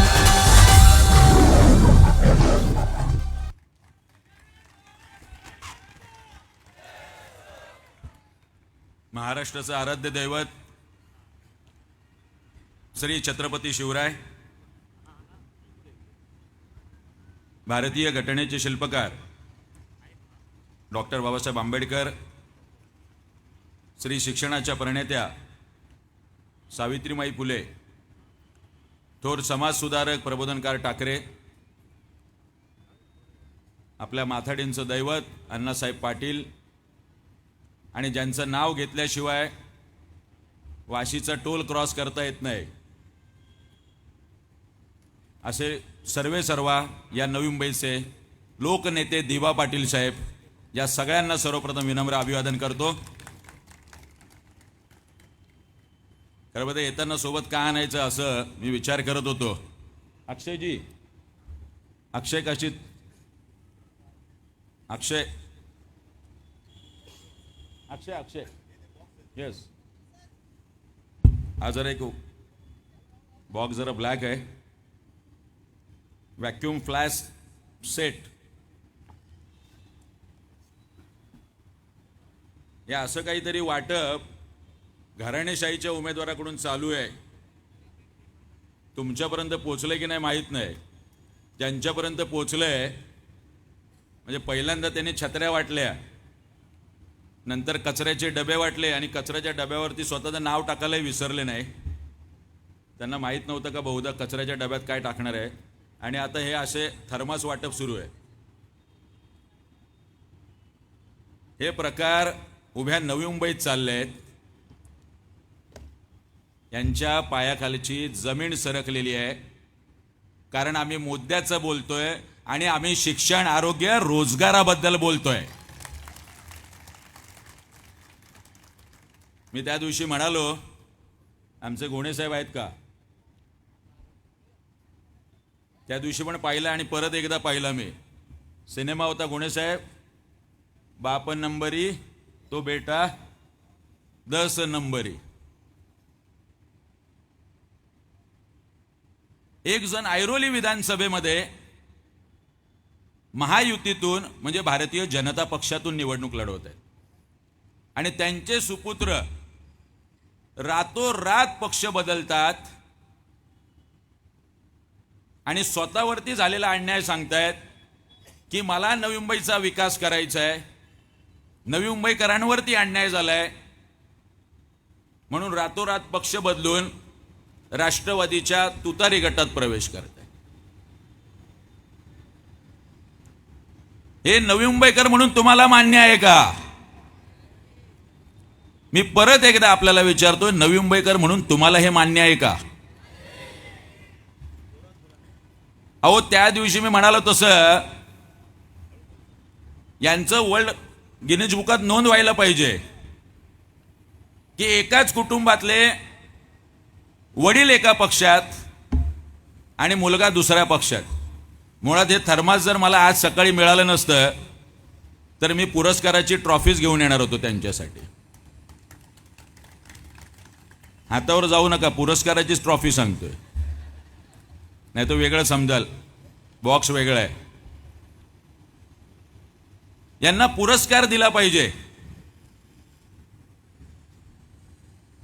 बरं, महाविकास आघाडीतून उभाटा गटातून ऐरोली विधानसभेत उमेदवार आहे आणि बेलापूर विधानसभेतून महाविकास आघाडीमधून संदीप नाईक उमेदवार आहे. इथे उभाटाचे कार्यकर्ते ज्यांच्या मनावरती दगड ठेवून ते यांचं काम करतायत, कारण वर्षानुवर्ष यांच्याच विरोधात लढलेत, आंदोलनं केलीत, एकाच कुटुंबात सत्ता, त्यांच्या विरोधात लढाई दिली. आता नाईलाजाने त्यांचं काम करावं लागतं. मनापासून माझ्याच बरोबर आहे, मला खाजगीत फोन करून सांगत असतात. माझा त्या सगळ्या उभाटाच्या पदाधिकारी आणि कार्यकर्त्यांना विचारणं आहे, काय संदीप नाईक हे ऐरोली विधानसभेत जाऊन महाविकास आघाडीचे आणि उभाटाचे उमेदवार असलेले जे कोणी उमेदवार आहेत त्यांचा प्रचार करायला जाणार आहेत का आणि गणेश नाईक साहेबांना पाडा असं म्हणणार आहेत का?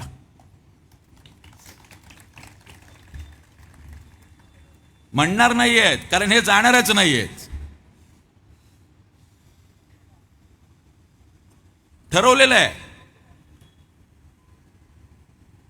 म्हणजे महायुतीची सत्ता आली तरी यांच्या घरात सत्ता, महाविकास आघाडीचं सरकार आलं तरी यांच्या घरात सत्ता. तुम्हाला गंडवणं सुरू आहे, तुम्हाला मूर्ख बनवणं सुरू आहे.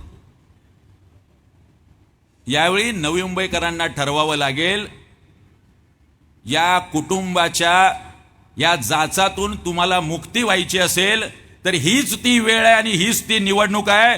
भरभरून मतदान महाराष्ट्र नवनिर्माण सेनेला करा. मी 100% तुम्हाला खात्रीने सांगतोय. जी कामं आम्ही संविधानिक पद नसताना केली त्या कामाच्या जवळपास सुद्धा ही मंडळी नाही आहे. जवळपास. बरं, 10 वर्ष 2009 ते 14 आणि 14 ते 19 संदीप नाईक हे ऐरोली विधानसभेत आमदार होते आणि मंदाताई मात्रे मागील गेल्या 10 वर्षापासून या बेलापूर विधानसभेत आमदार आहे. अशी कुठली योजना आपण या नवी मुंबईकरांसाठी आणली? केंद्राकडून कुठली आणली? राज्यातून कुठली आणली? योजना नाही आणल्या. हे आपलं असं थर्मास वाटप चालू आहे. योजना आणल्या असतं तर थर्मास वाटप करावं लागलं असतं का कचऱ्याचे डबे वाटावे लागले असते? एक साधं मेडिकल इंजिनिअरिंग कॉलेज नाही आहे गव्हर्नमेंटचं. कुठलाही राज्यातून प्रकल्प आणला नाही, केंद्रातून प्रकल्प आणला नाही. शाळेची फी गगनाला भिडलेली आहे. शाळेच्या फी वाढीवर नियंत्रण यावं म्हणून कधी महाराष्ट्र राज्याच्या विधिमंडळात बोललेत? कधी आरोग्य व्यवस्थेचे दिंडवडे निघालेले आहेत? आमच्या आता धुमाळताई म्हणाले तसं, आमचे बिरजे काका म्हणाले तसे. ज्या ज्या ठिकाणी महानगरपालिकेच्या हॉस्पिटलमध्ये जातोय इमारती करोडो रुपयांच्या उभ्या करून ठेवल्यात. सुविधाच्या नावाने बोंब. 4,000ची औषधं, 5,000ची औषधं बाहेरून घ्या. मला 2 दिवसापूर्वीचा सकाळचा अनुभव आहे. मी प्रचार रॅलीत जाण्या अगोदर मला एक फोन आला दिवाळे गावातून. आमचे आगरी कोळी बांधव किशोर पाटील इकडे आलेत की नाही मला माहीत नाही. किशोर पाटील आलेत का? त्यांचा फोन आला की गेली 4 महिने साहेब माझ्या भावाला लिव्हरचा त्रास आहे. 4 महिने झाले मी महानगरपालिकेच्या हॉस्पिटलमध्ये जाऊन फेऱ्या मारतोय. मला एक इंजेक्शन मिळत नाहीये, जे इंजेक्शनचं नाव डॉक्टरने दिलं. ही परिस्थिती आहे. 4-4, 5-5, 10-10 हजारची औषधं तुम्ही बाहेरून घ्यायला सांगता.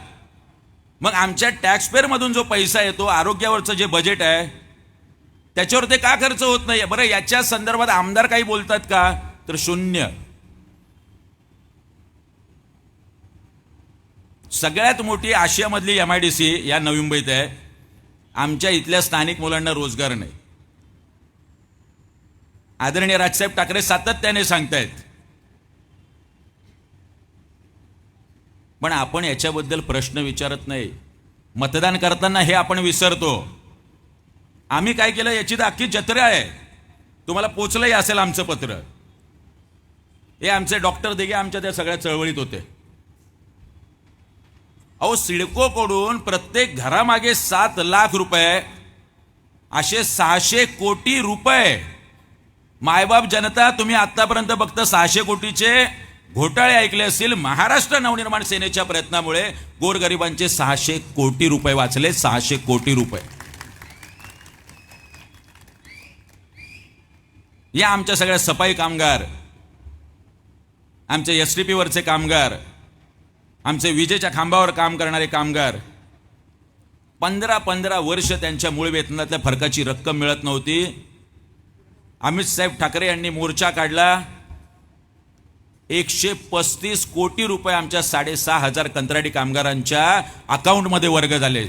135 कोटी.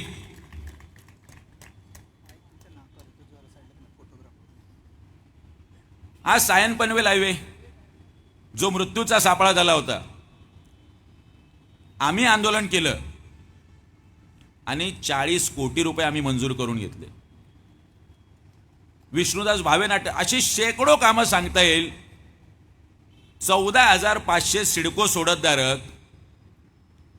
डॉक्टर, तुम्हीच घेऊन आला होतात विषय.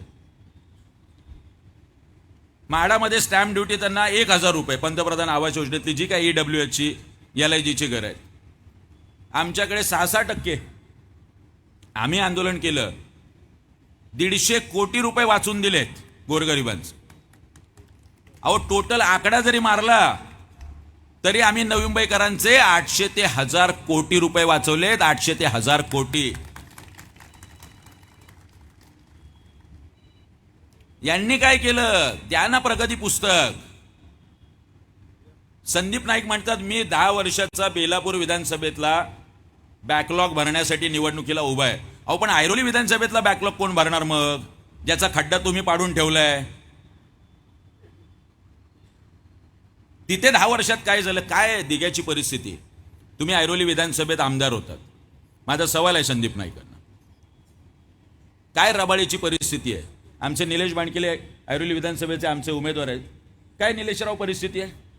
आमचे विभाग अध्यक्ष आहेत, आमचे नितीन लष्कर आहेत. काय त्या घणसोलीची परिस्थिती आहे? काय त्या कोपरकर्णीची परिस्थिती आहे? 10-10, 15-15 वर्ष ही माणसं आमदार असतात आणि यांना तुमच्या शिक्षण, आरोग्य, रोजगार. अहो, साधा ST डेपो नाहीये या नवी मुंबई शहरामध्ये. आम्ही गेल्यावर दाखवून दिला की 4 ते 5 एकरचा प्लॉट आहे. त्या प्लॉटवरती कुठला तरी कंत्राटदार आहे, त्याने पार्किंगच्या नावाखाली तो प्लॉट गंकृत केलाय. ST डेपोसाठी ST महामंडळाला प्लॉट मिळालाय. पण आमचे आमदार 10-10, 20-20, 25-25 वर्ष त्या विषयावर बोलत नाहीत. आम्हाला आमच्या आया बहिणी घेऊन, आमचे आई वडील घेऊन 60-70-80 वर्षाचे, आमची लहान मुलं घेऊन त्या वाशी प्लाझाच्या हायवेला उभं राहा, त्या नेहरू LPला उभं राहा, बेलापूरला उभं राहा. ऊन, वारा, पाऊस, कुठलाही शेड नाही, कुठल्याही वॉशरूमची सुविधा नाही. का होत नाहीये ST डेपो? हे प्रश्न तुम्हाला सतावत नाहीत? अहो, हे नवी मुंबईकरांचे प्रश्न तर सोडा. हे आमचे सविनय मात्र इथे आहेत. ज्या प्रकल्पग्रस्तांमधून हे नेते येतात त्या प्रकल्पग्रस्तांची घरं अजून नियमित झालेली आहेत. त्या प्रकल्पग्रस्तांना 12.5%चा मोबदला मिळाला नाही. त्यांचं विद्यावेतन बंद आहे. नवी मुंबईकर, तुम्ही तर खूप लांब राहिलायत. तुम्ही तर शहरात, जे आमचं गावगावठण आहे त्याचे प्रश्न यांना सोडवता आले नाही. अहो, तुमचे प्रश्न तर खूप लांब राहिलेत प्रकल्पग्रस्तांमधून येऊन. कारण तुमची मतं गृहीत धरतात, कारण तुम्ही प्रश्न विचारत नाही. तुम्ही या भूलथापांना बळी पडणार. आता वाटप सुरू आहे. काल परवा बेलापूरकरांचा विश्वास म्हणून एक व्हिडिओ व्हायरल झाला. बेलापूरकरांचा विश्वास रस्त्यावर पडलेला होता, कारण भाड्याने लोक आणतात आणि रॅल्या चालू आहेत. अहो इथं आम्ही साधं पाण्याची आणि वडापावची व्यवस्था करत नाही, तरी सुद्धा हे मैदान खचाखच भरलेलं आहे. स्वतःहून आलेली पब्लिक आहे. कारण ही राजसाहेबांवर प्रेम करणारी माणसं आहेत. ही कडवट मराठी माणसं आहेत, ज्यांना वाटतं या नवी मुंबईमध्ये बदल झाला पाहिजे, ज्यांना वाटतं इथली शिक्षण, आरोग्य, रोजगार ही व्यवस्था सुधारली पाहिजे. 2-2, 3-3 लाख रुपये फी. या आमच्या इथे ही शाळा, इथले काही 4-5 सोसायट्यांची मंडळी आमच्याकडे आली होती. त्या शाळेने अख्खा फुटपाथ गिळंकृत केलाय. याच्यावर बोलायला कोणी तयार नाही. आम्ही उपायुक्तांना पत्र देतोय, आम्ही त्याच्याबद्दलची मागणी करतोय, आम्ही बोलतोय त्या विषयावर. आमदाराला काही पडलेलं नाही. आमदार आपले कशात व्यस्त आहेत? आमच्या मंदाताई, रस्त्याची कामं कर, गार्डनचं सुशोभीकरण कर आणि संडास बांध. अहो ही नगरसेवकांची कामं आहेत. मग जर हीच कामं करायची असतील तर मंदाताई तुम्ही नगरसेविकेला उभा राहा, आमदारकीला कशाला उभा राहताय? कारण यांना ते विजन नाहीये, यांना ती दृष्टी नाहीये, यांना हे शहर नीट माहीत नाहीये. यांनी हे शहर फक्त ओरबडलंय, जसं राजसाहेब ठाकरे म्हणतात तसं. यांचं पुतणा मावशीचं प्रेम आहे फक्त या संदर्भात. माझं आव्हान आहे यांना, या एका व्यासपीठावर बोलवावं नवी मुंबईकरांनी, आणि काय यांनी केलं आणि आम्ही काय केलं हे सांगतो आम्ही. पण हे येणार नाहीत. गेली अनेक दिवस हा तो कागद, हा तो बॉन्ड पेपर, हा 500 रुपयाचा बॉन्ड पेपर काय सांगतोय? हा फॉर्म भरत असताना मी सांगितलं, मी गजानन श्रीकृष्ण काळे, नवी मुंबई मनसे आदरणीय राजसाहेब ठाकरे यांच्या आशीर्वादाने मी बेलापूर विधानसभेतून माझा उमेदवारी अर्ज दाखल करतोय. हे मी 4 तारखेला सांगितलं.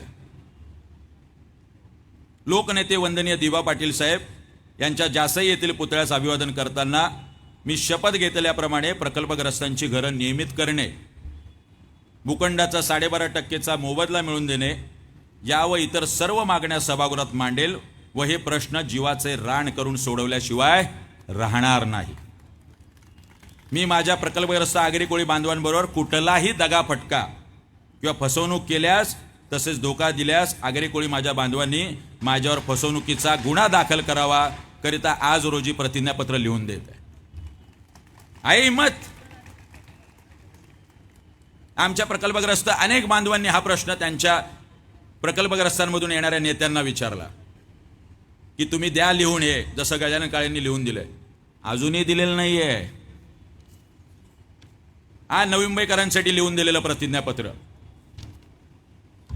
नवी मुंबईतील खाजगी शाळांची फी पुढील 5 वर्ष 1 रुपया सुद्धा वाढू न देणं, खाजगी हॉस्पिटलचे दरपत्रक असणे आणि स्थानिकांना 80% रोजगार मिळवून देणे, नवी मुंबई फ्री होल्ड करणे, गृहनिर्माण संस्थेतील कंडोनियम अंतर्गत कामे सुरू करणे, LIGची घरं नियमित करणे याबाबत जीवाचे रान करून हे प्रश्न सोडून घेणार आणि नवी मुंबईकरांबरोबर कुठलाही दगाफटका केल्यास माझ्यावर फसवणुकीचा गुन्हा दाखल करा.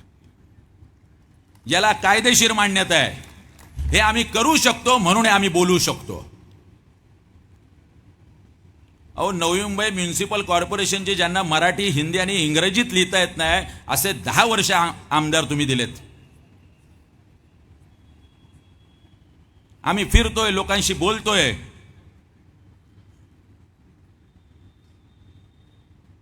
आज आई वडील नाही आहेत. अनेक ज्येष्ठ नागरिकांबरोबर बोलतो. आमचे बिरजे काका असतील किंवा इथे आलेले अनेक ज्येष्ठ नागरिक, त्यांच्यामध्ये आई वडील शोधणारा हा शेतकऱ्याचा आणि सर्वसामान्य कुटुंबातला मुलगा आहे. आज लढाई ह्या धनशक्ती विरोधात एक सर्वसामान्य कुटुंबातून आलेल्या मुलाची आहे. हे आता नवी मुंबईकरांनी ठरवायचं आहे की तुमचे आशीर्वाद मला मिळणार आहेत की नाही. 2 निवडणुका लढलोय, पराभूत झालोय, निवडणुकीत हारलोय, उमेद हारलेलो नाहीये. तुमच्याबद्दल काम करायची इच्छाशक्ती तेवढीच आहे. काम करत राहणार. सर्वसामान्य कुटुंबातून आलेल्या मुलाला जो संघर्ष असतो तो यांना घराणेशाहीतून आलेल्यांना काय कळणार हो.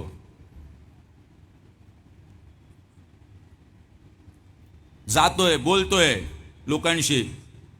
आम्हाला वाटतं की आमच्या ज्येष्ठ नागरिकांसाठी आम्ही कार्यक्रम घेतला पाहिजे, आम्ही एखादी हेल्पलाईन नंबर दिला पाहिजे. यांना नाही वाटत. आम्ही निवेदन देतो की नवी मुंबईतल्या सर्व रेल्वे स्टेशनवरती आमच्या ज्येष्ठ नागरिक जे आहेत, जे आमचे आईवडील आहेत, त्यांच्यासाठी स्वयंचलित यंत्र असायला पाहिजेत. कारण आम्ही तुमच्याशी बोलतोय, तुमच्याशी संवाद साधतोय. असे असंख्य प्रश्न मायबाप सोडवलेले आहेत. दिवाळीत आमच्या मराठी काकींनी बोलवलं, आता आल्यात की नाही मला माहीत नाहीये. आमच्या मराठी काकी इथे आल्यात. ते माझी काकी नाही, माझ्या आईसारखी आहे, माझी आईच आहे ती.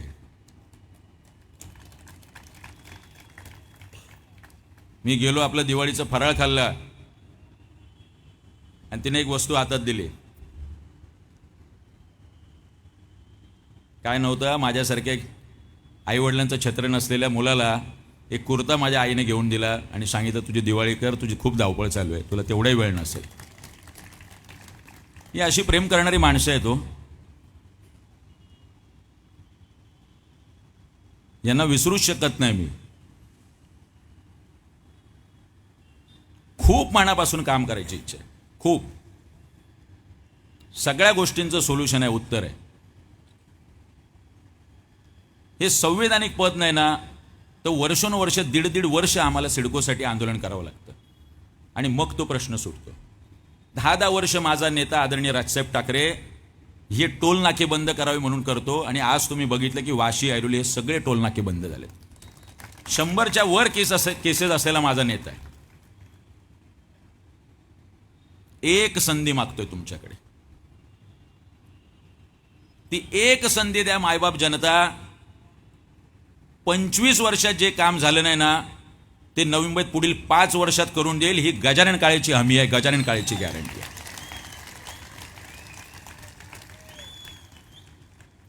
तुमच्या शाळेची फी पुढील 5 नाही 10 वर्ष वाढणार नाही. जर यांचं गव्हर्नमेंट ऑडिट मी लावलं तर 1 रुपया सुद्धा फी वाढू देणार नाही पुढच्या 5-10 वर्षात.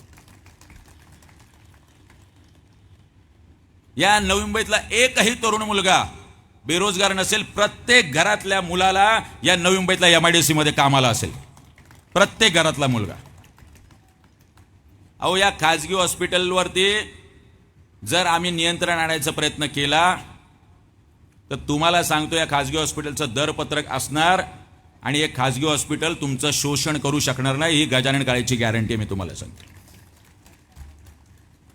ही इच्छाशक्ती आहे आमच्यामध्ये.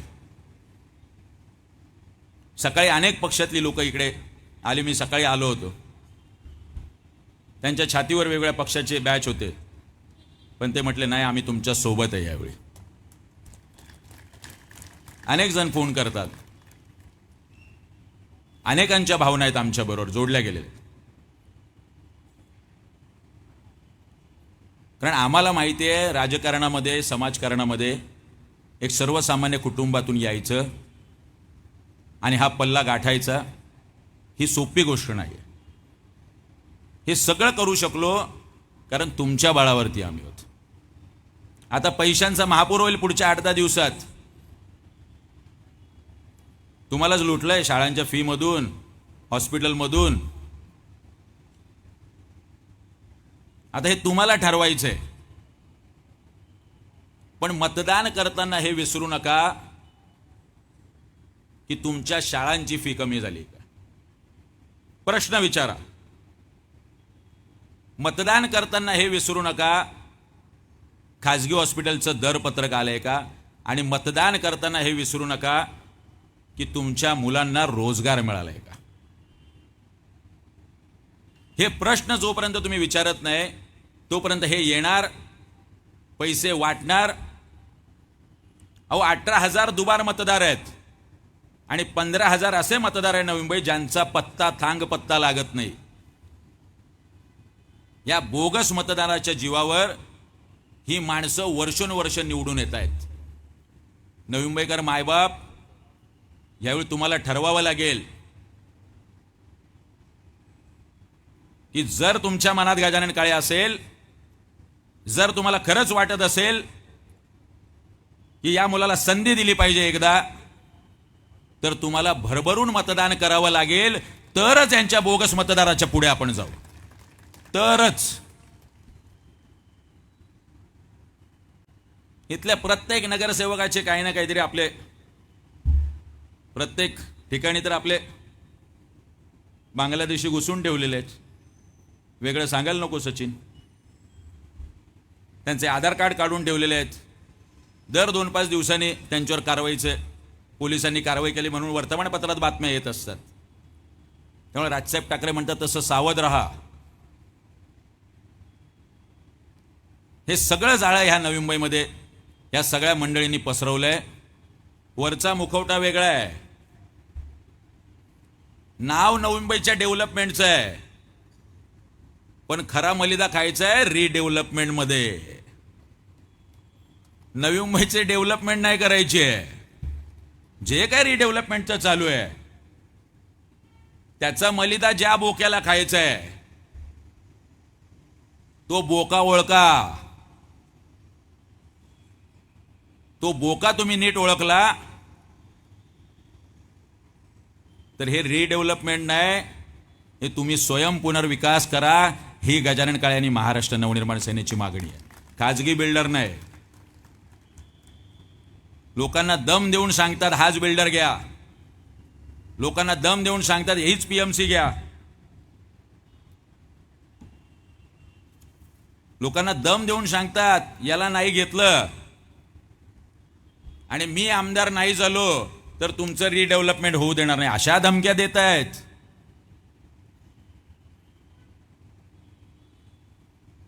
आता यांची ताईगिरी आणि भाईगिरी संपवायचं काम नवी मुंबईकर मायबाप तुझ्याकडे आहे.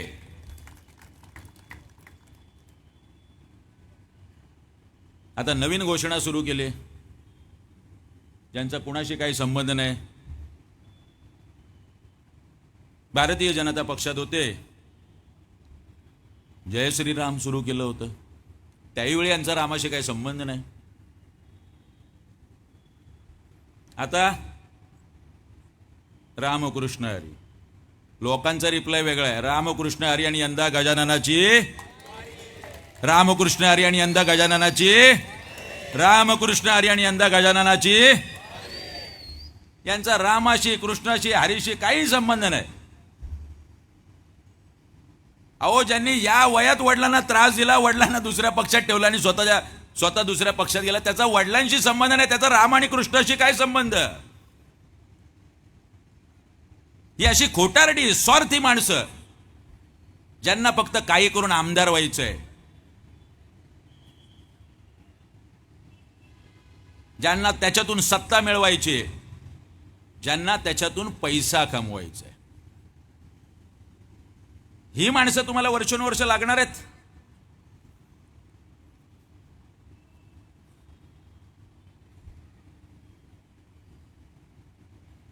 तर मग आम्ही काही वाचवू शकत नाही. मग तुमच्या शिक्षणाचे, आरोग्याचे, रोजगाराचे, एसटी डेपोचे कुठलेही प्रश्न सोडवण्या अगोदर हा विचार तुम्ही करा. आमच्या या महिला बचत गट स्थापन करून देतात. महानगरपालिकेकडून काहीतरी वर्षाला 2-5 हजार रुपये मिळतात. बाकी हे क्लासेस, ते क्लासेस. अहो, पण त्याच्यानंतर रोजगार का मिळत नाही. नवी मुंबईमध्ये 4,500 कंपन्या आहेत. आमच्या तरुणांना रोजगार मिळत नाही आणि आमच्या महिला बचत गटांना सुद्धा रोजगार मिळत नाही. वर्षानुवर्ष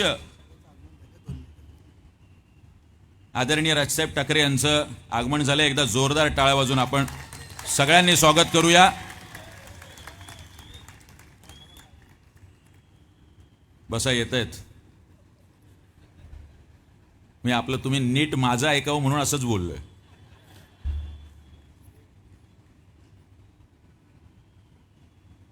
वर्षोनुवर्ष हे प्रश्न तसेच भिजत आहेत. मग ते प्रकल्पग्रस्तांचे असतील, नवी मुंबईकरांचे असतील,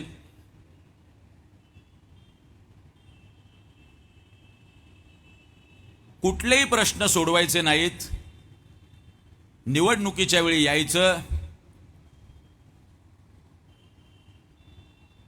आणि आत्ता उद्घाटन करतात महाराष्ट्र भवनचं 10 वर्षानंतर. अहो 10 वर्षानंतर आमदारांनी भूमिपूजन केलं, उद्घाटन करायची असं आता येऊन दगड मारला. कारण आम्ही म्हणतोय की महाराष्ट्र भवन का होत नाहीये, कारण यांची इच्छाशक्ती नाहीये.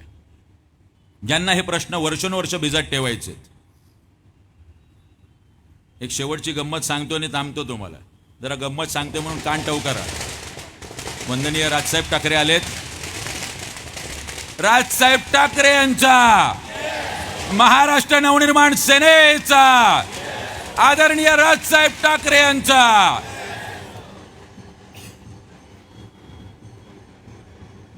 बसा. अजून घोषणा दिल्यात मी. 2 फटाके पण वाजवायला सांगितले, जेणेकरून तुम्हाला लगेच कळेल. तुमचं कान टाऊ करते.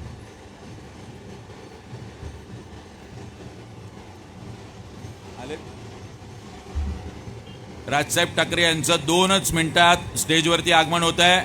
महाराष्ट्र नवनिर्माण सेनेचा, महाराष्ट्र नवनिर्माण सेनेचा, वंदनीय राजसाहेब ठाकरे यांचा, वंदनीय राजसाहेब ठाकरे यांचा. श्रीकांतजी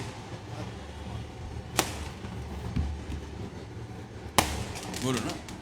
सन्माननीय साहेबांचं इथं आगमन झालेलं आहे. महाराष्ट्र नवनिर्माण सेनेचा, सन्माननीय राजसाहेब ठाकरे यांचा.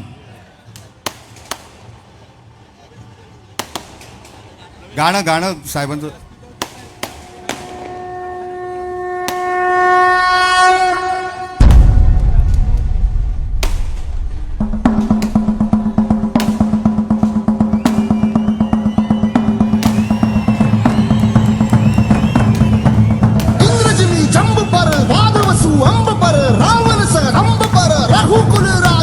सन्माननीय साहेबांना मी विनंती करेन की छत्रपती शिवाजी महाराज पुतळ्याला पुष्पहार अर्पण करावा. त्याचबरोबर बाबासाहेब आंबेडकर, प्रबोधनकार ठाकरे, दीपा पाटील यांच्या प्रतिभेस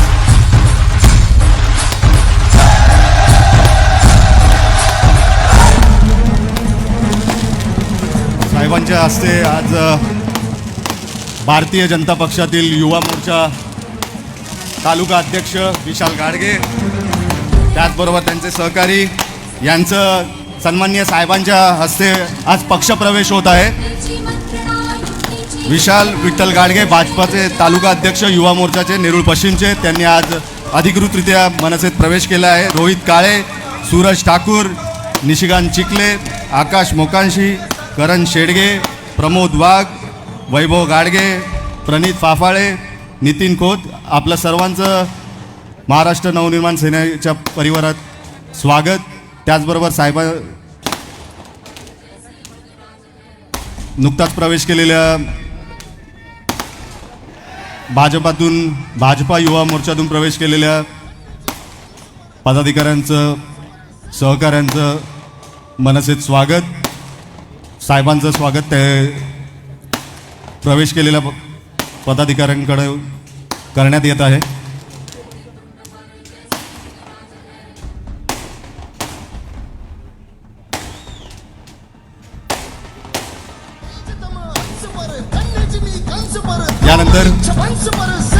यानंतर वाशी, तुर्बा, सानपाडा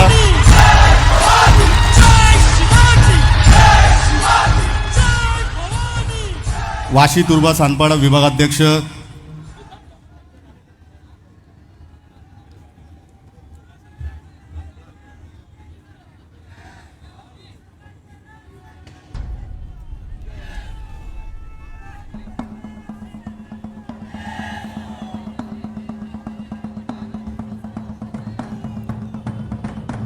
यानंतर वाशी, तुर्बा, सानपाडा विभाग तसेच शहर सचिव यांच्यातर्फे साहेबांचं स्वागत करण्यात येत आहे. सर्व वाशी, तुर्बा, सानपाडाचे विभागाध्यक्ष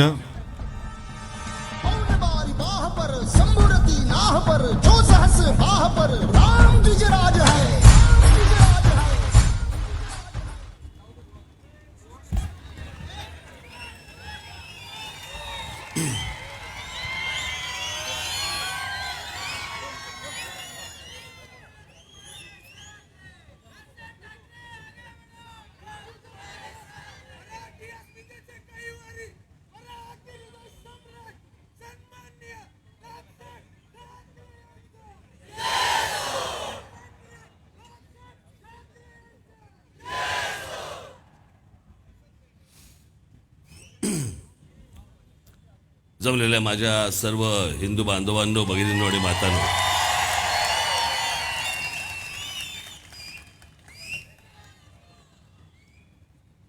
या निवडणुकीच्या सभा आहेत,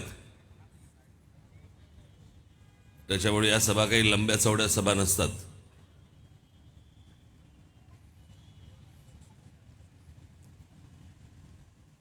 आणि या निवडणुकीच्या सभा अत्यंत कंटाळवाण्या असतात. तुम्हाला नाही, आमच्यासाठी.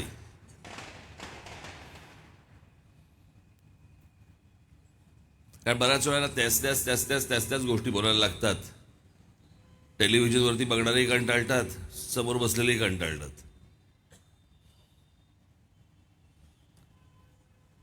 आणि मग हा ह्याची काढतोय, तो त्याची काढतोय, याच्यातच जेवढा वेळ जातो तुमच्या हाताला काहीच लागत नाही.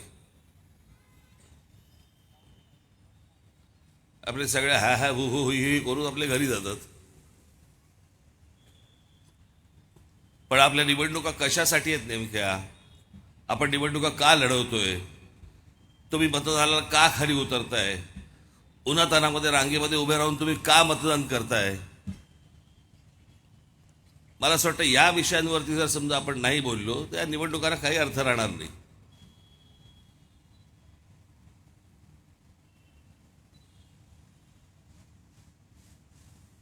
नेमकं आपल्याला पुढे जाऊन काय करायचंय, या महाराष्ट्रामध्ये काय करायचंय,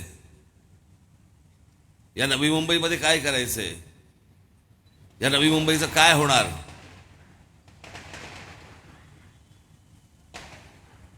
मला असं वाटतं इथे राहणाऱ्या अनेक लोकांना कल्पना पण नसेल की या भागाचं नाव, हे ठीक आहे, बाकीचे ते गावानुसार तुम्ही काय नावं असतील, पण याला नवी मुंबई का म्हणतात?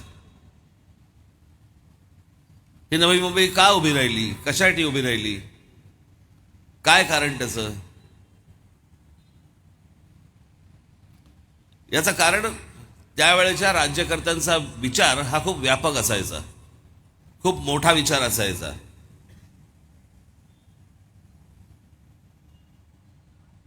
अनेकांना या गोष्टीची कल्पना पण नसेल, पण हा नवी मुंबई, ही नवी मुंबई उभी करावी म्हणजे मुंबई आणि मुंबईला लागून नवी मुंबई ही उभी करावी असा पहिला विचार या महाराष्ट्रात कोणाच्या डोक्यात जर आला असेल तर त्यावेळेचे मुख्यमंत्री वसंतराव नाईकांच्या डोक्यामध्ये आला. कारण बघा,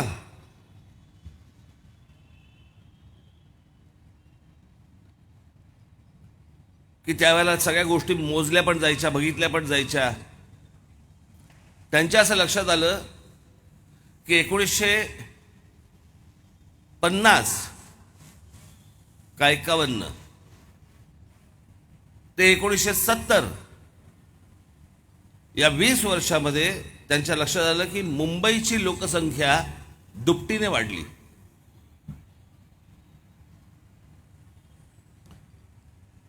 आणि दुपटीने वाढल्यावरती त्यांना असं वाटलं की मुंबई आता जास्ती माणसं घेऊ शकणार नाही, आपल्याला काहीतरी ह्याच्यासाठी पर्याय उभा करावा लागेल. आणि म्हणून हे सगळं क्षेत्रफळ जे तुम्हाला आता दिसते अख्खं नवी मुंबई म्हणून, हे त्यावेळेला त्याला आकार देण्यात आला. आणि मग पुढे हळूहळू हळूहळू हळू सगळ्या गोष्टी सुरू झाल्या.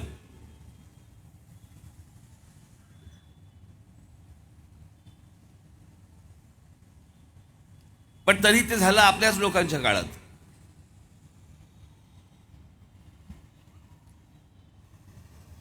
नवी मुंबई उभी राहिली, मग त्यांच्या काही ते सेक्टर्स बिक्टर्स सगळ्या गोष्टी उभ्या राहिल्या. त्याच्यानंतर जे काय उभं राहिलं ते मला असं वाटतं मुंबईमध्येच बांद्रा कुर्ला कॉम्प्लेक्स,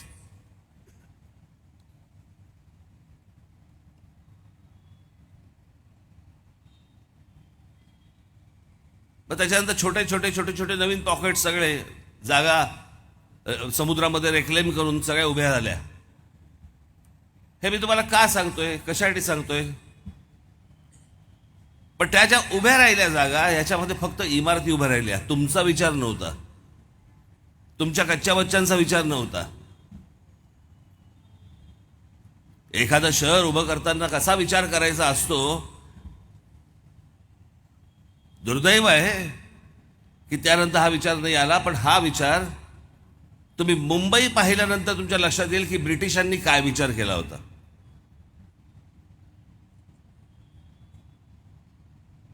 मग माझ्याकडे घरी कधीतरी समजा तुम्ही आलात तर माझ्याकडे अशा 2 फ्रेम्स लावलेले आहेत.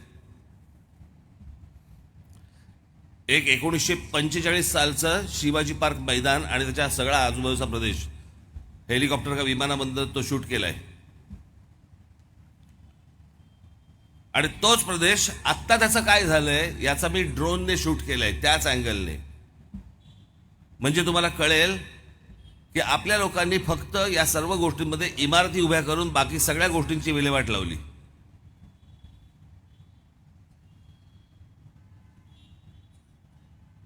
आपल्याकडे डेव्हलपमेंट प्लॅन होतो पण टाउन प्लॅनिंग होत नाही. शहर कसं उभं करावं, शहर लोकांच्या गरजा काय आहेत. आज तुम्ही मुंबईला आलात तर तुमच्या लक्षात येईल ही जी मोठमोठी जी मैदान आहेत त्यावेळेला जी झाली त्याच्यानंतर एकही मैदान झालेलं नाही.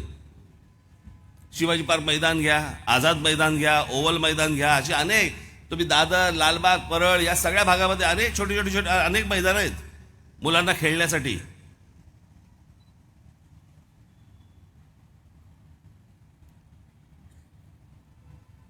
पण ही जी मोठी मैदानं आहेत अशा प्रकारची मोठी मैदानं हे जे नवीन जी शहरं उभी राहिली याच्यामध्ये आहे का हो? मी आत्ताच येताना बघत होतो इथे मी आता हॉटेलला थांबलो होतो.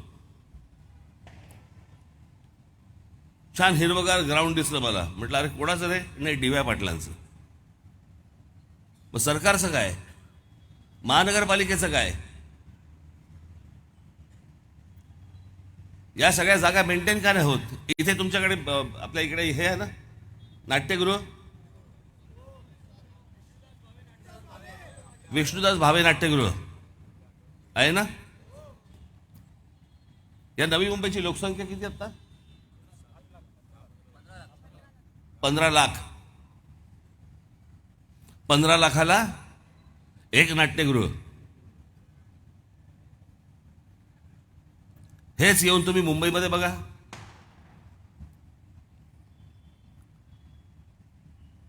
आता बरीचशी बंद झाली, परंतु तेव्हाची जर समजा तुम्ही गिरगाव पासून तर दादरपर्यंत काढलीत केवढी नाट्यगृह आहेत.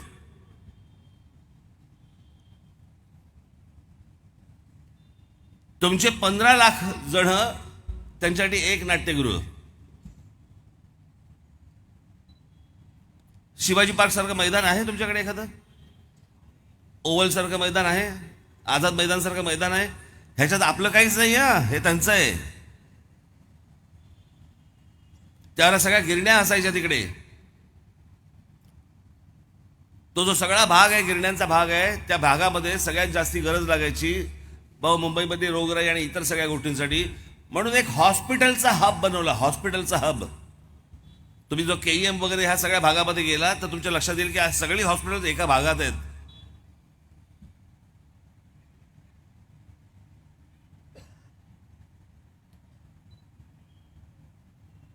मी जिथे राहतो शिवाजी पार्कला, मी तुम्हाला फोटोवरनं दाखवतो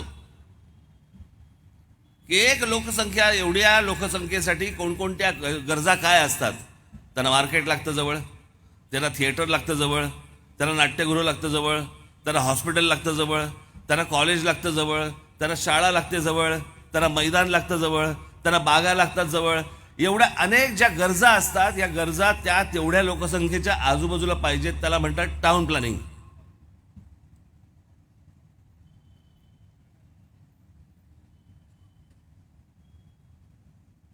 आणि नवी मुंबई करत करत हे शहर जे काय वाढतंय, बकाल होतंय.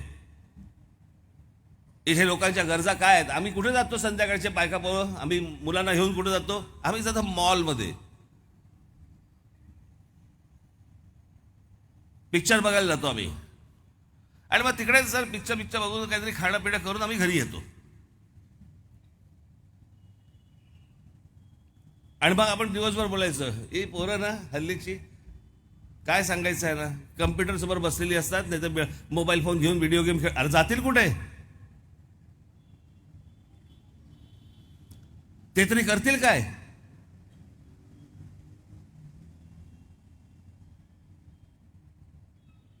मला तुम्हाला सांगण्याचा उद्देश फक्त हा एवढाच आहे की हे या निवडणुका आपण लढवतो कशासाठी लढवतो. प्रत्येक जण येऊन तुम्हाला काय सांगतो, मी तुम्हाला हे देईन, मी तुम्हाला ते देईन. जगण्यासाठीच्या म्हणून ज्या काही मूलभूत गरजा असतात त्या गरजा अजूनपर्यंत आम्ही गेल्या 60-70 वर्षामध्ये आम्ही पुरवू शकलेलो नाहीये. आम्ही नवीन नवीन निवडणुका लढवतोय.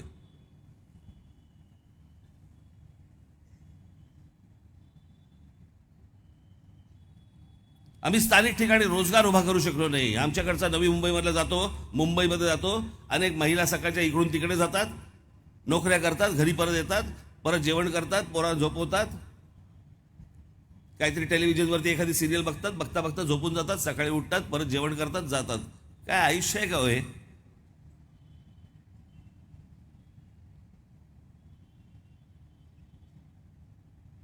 याच्यासाठी जन्म घेतलात तू? भारतात फक्त माणसं जन्माला येतात, मोठी होतात, मरतात, जातात, परत मोठे जन्माला येतात.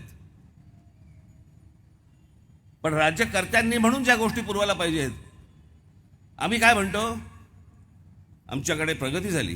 प्रगती म्हणजे काय झाली? आमच्याकडे फोन आला, आमच्याकडे टीव्ही आला, आमच्याकडे गाडी आली. ही प्रगती नाही आहे. प्रगती इथून होते.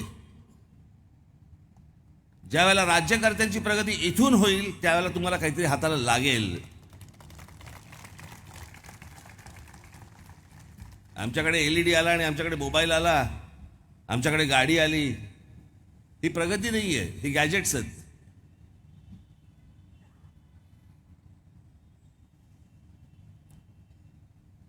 मी जो विचार करतो तो महाराष्ट्राचा विचार करतो, तो असा विचार करतो. 2014ला महाराष्ट्र नवनिर्माण सेना हा एकमेव राजकीय पक्ष आहे, एकमेव.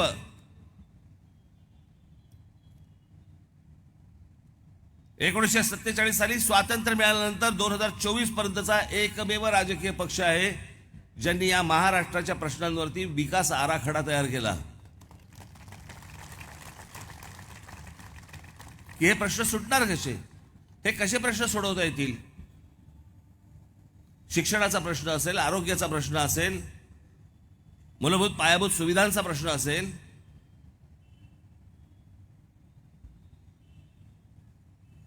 मी त्याशी माझ्या ठाण्याच्या सभेमध्ये म्हटलं ना, हे जरी नवी मुंबईमध्ये असलं तरी हे ठाणे जिल्ह्यामध्ये येतं.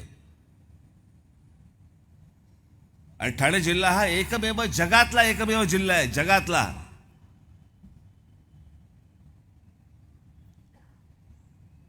मी म्हणतोय हे तपासून बघा तुम्ही.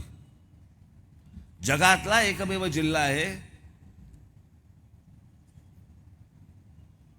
की जिकडे जवळपास 6 ते 7 महानगरपालिका आहेत. मुंबईत किती आहेत? 1. पुण्यात किती आहेत? 2. बाकीच्या जिल्ह्यांमध्ये काढून बघा, देशात काढून बघा, देशात प्रत्येक ठिकाणी 1 महानगरपालिका आहे. आणि आमच्या ठाणे जिल्ह्यामध्ये किती आहेत? 6 ते 7 महानगरपालिका.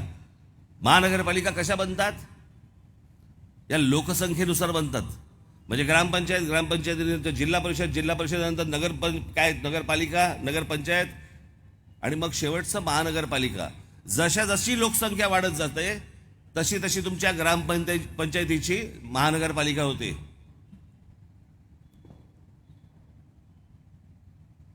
गेल्या 20-25 वर्षामध्ये आपल्या ठाणे जिल्ह्यामध्ये 6 ते 7 महानगरपालिका, नवी मुंबई महानगरपालिका, ठाणे ची महानगरपालिका, भिवंडी महानगरपालिका, कल्याण डोंबिवली महानगरपालिका, अजून कुठचे आहेत? मीरा भाईंदर महानगरपालिका, वसई विरार महानगरपालिका.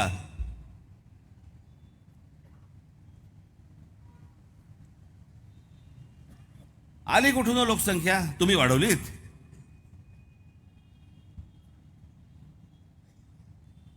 जे रोजच्या रोज जे येऊन बदा या महाराष्ट्रावरती जे पडतंय ना प्रश्न, हा देश मी पण मानतो.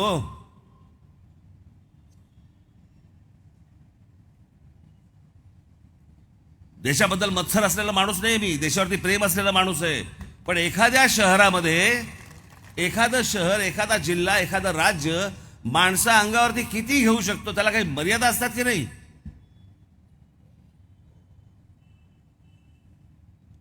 सगळ्या गोष्टी आपल्याकडच्या कोलमडलेल्या आहेत, सगळ्या गोष्टी कोलमडलेल्या आहेत. हॉस्पिटलमध्ये जा, तिकडे आपल्याला बेड मिळत नाहीत.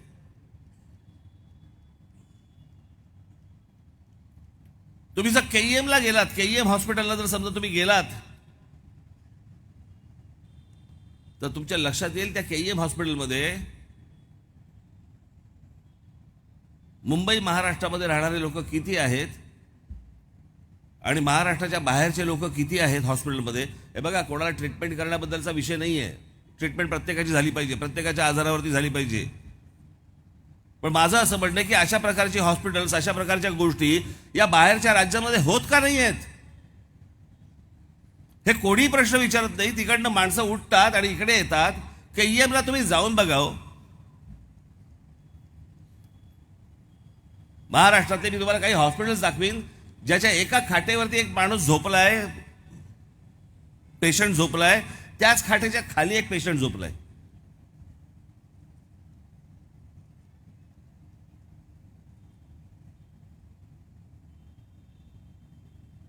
शाळांमध्ये ऍडमिशन्स मिळत नाहीयेत, कॉलेजेसमध्ये ऍडमिशन्स मिळत नाहीयेत, रस्त्याने आम्हाला फुटपाथवरनं चालता येत नाहीये, ट्रॅफिकमधनं आम्हाला गाड्या चालवता येत नाहीयेत.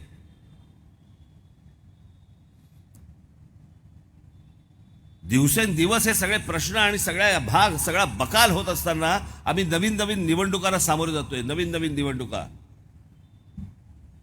पण आम्हाला हे प्रश्न कधी पडत नाहीत. ज्यांना आजपर्यंत आम्ही निवडून दिलं त्यांना आम्ही कधी आजपर्यंत प्रश्न विचारले नाहीत.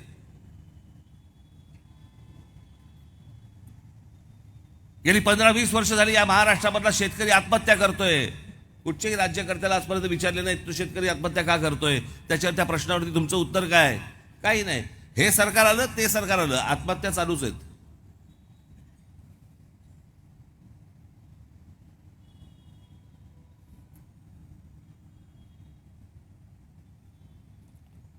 आमच्या महाराष्ट्रामध्ये लहान लहान मुलींवरती बलात्कार होत आहेत. इथे त्या अक्षता म्हात्रेवरती प्रकरण झालं, काही नाही झालं. तिच्या घरचे काय तिला सोसत असतील. आम्हाला काय, सकाळी उठायचं, निघायचं. आम्ही कोणाला प्रश्न विचारत नाही. आम्ही थंड लोण्याच्या गोळ्यासारखे पडलेले असतो. आम्हाला राग येत नाही, आम्हाला काही वाटत नाही कुठच्या गोष्टींचं. आम्ही कशा हालअपेष्टांमधून जगतोय, चाललंय, काय चाललंय, आम्ही कोणालाही प्रश्न विचारत नाही. आम्ही फक्त निवडणुका आल्या की निमूटपणे तिकडे जातो, बाना खाली घालून आम्ही त्या मतदाराला आम्ही मतदान करतो, उन्हातानामध्ये उभे राहतो आम्ही. कारण आम्ही गुलाम आहोत त्यांचे. गुलाम आहात का त्यांचे?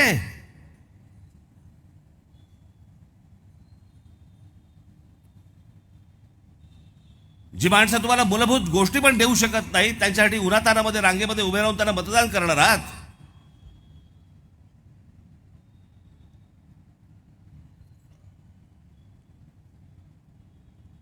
माझ्या हातामध्ये 5 वर्ष आली नाशिक महानगरपालिकेची. जाऊन बघा तिकडे.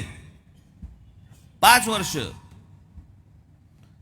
याला तुम्ही 25-25, 30-30 वर्ष आपले मतदान करताय, आमदार होतायत, खासदार होतायत. आता तर एका घरामध्येच 2-2 जण उभे आहेत. एक या पक्षातनं आणि दुसरा तो तरी फुंकतोय.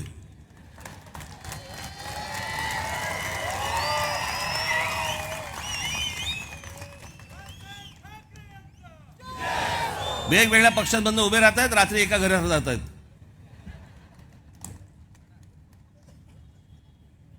पण आम्ही प्रश्न नाही विचारत की बाबा हे असं कसं झालं, का झालं, का होतंय.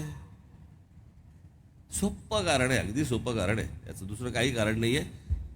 कारण तुम्हाला गृहीत धरलेलं आहे. कोण तुम्ही? कोण आहात तुम्ही? लाचार मतदार, यांचे गुलाम. निवडणुका आहेत ना आता सगळीकडे येतील तुमच्याकडे, भांडीकुंडी वाटतील, थोबाडावरती पैसे मारतील, बंडलच्या बंडल फेकून मारतील. मग आम्ही ते घेणार, लाचारासारखे उभे राहणार यांच्यासाठी. ज्या दिवशी मतदान असतं त्या दिवशी आमचा स्वाभिमानी कडा मोडकळीस येतो आणि तुटून पडतो. मतदान झालं, निकाल लागले की आम्ही लगेच त्याच्यानंतर 10 दिवसात आम्ही तयार होतो. ही कोणती पद्धत? अशा प्रकारे थोडी राज्य चालतं. या राज्यकर्त्यांना काही अकला बिकला आहेत की नाही? वा रे वा. जेव्हा भूमिका मांडायची तेव्हा भेंडीची भाजी होता बुळबुळीत.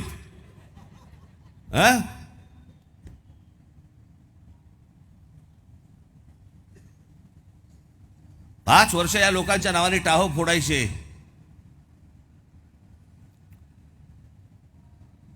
आणि मग कशाच्या नावावरती आपले मतदान करून मोकळं व्हायचं.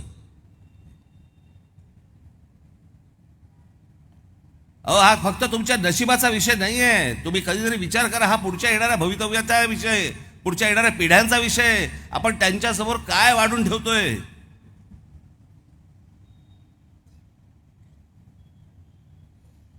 त्या पुढच्या पिढ्या ज्या येणार आहेत ना, त्या तुम्हाला शिव्या घालणार आहेत. नादान होता माझा बाप. त्याने हे प्रश्न विचारायला पाहिजे होते. त्याने जर तेव्हाच हे प्रश्न विचारले असते तर आम्हाला ही दिवस आले नसते.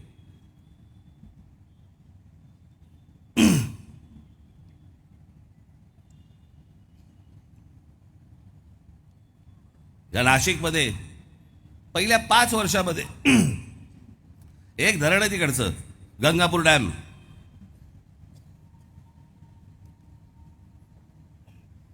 आणि एकदा आम्ही बसलो असताना आमच्या लक्षात आलं की हे नाशिकची ज्या प्रकारे लोकसंख्या वाढते, हे पाणी ह्यांना पुरून उरणार नाही. मग आम्ही लगेच तिकडच्या जवळचं एक धरण होतं, त्या धरणामधनं पाईपलाईन लगेच सँक्शन झालं आमचं सगळं पाईपलाईनने. आज ते पाणी नाशिक शहरामध्ये यायला लागलंय. पुढची 50 वर्ष नाशिक शहराला पाण्याचा प्रश्न निर्माण होणार नाही. 5 वर्षात केलेली गोष्ट आहे.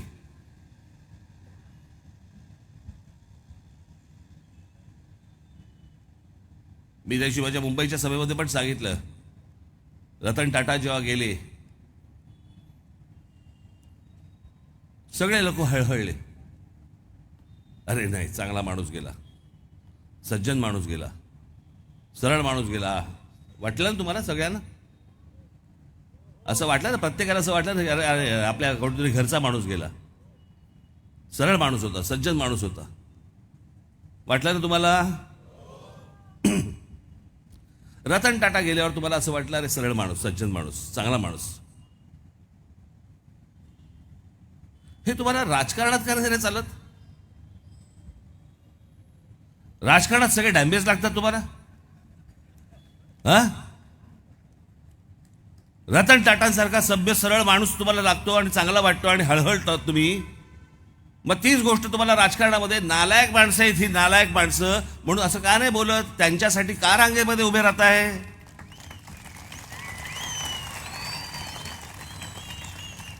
एकदा काय ते ठरवा ना, तुम्हाला माणूस कुठचा आवडतो?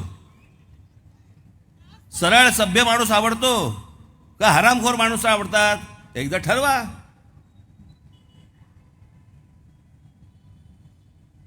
याच रतन टाटांकडे मी गेलो एकदा. त्या नाशिक शहरामध्ये एक जागा होती फॉरेस्टची, आणि मला असं वाटलं की काहीतरी किती 50 एकर जमीन होती काहीतरी. मी एकदा बघायला गेलो, चांगली छान, पण नाशिक शहरामध्ये महानगरपालिकेच्या हद्दीमध्ये. म्हटलं ही अशीच राहिली, इथे झोपड्या होणार. मग मी त्यावेळेचे वनमंत्री होते, त्यांच्याकडे मी गेलो, आता नावं नाही सांगत. त्यांना मी काय सांगतोय हेच समजेना, पण मंत्री होते.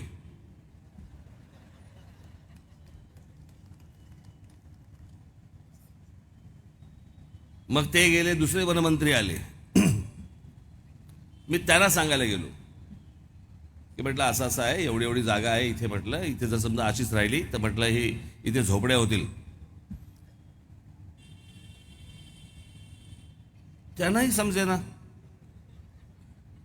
कोणत्या क्वालिफिकेशनवरती यांना मंत्री करतात मला अजूनपर्यंत समजलेलं नाही.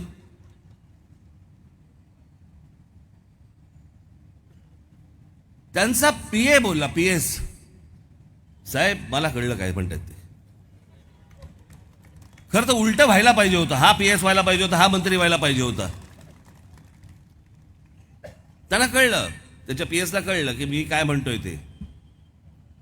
आणि मग मी साधी गोष्ट सांगत होतो, फॉरेस्ट लँड आहे, राज्य सरकारची जागा आहे, तिथे आता काही होऊ शकत नाही. राज्य सरकारने ती महानगरपालिकेला द्यावी, कायमस्वरूपी नाही, राहील ते वन खात्याची जमीन.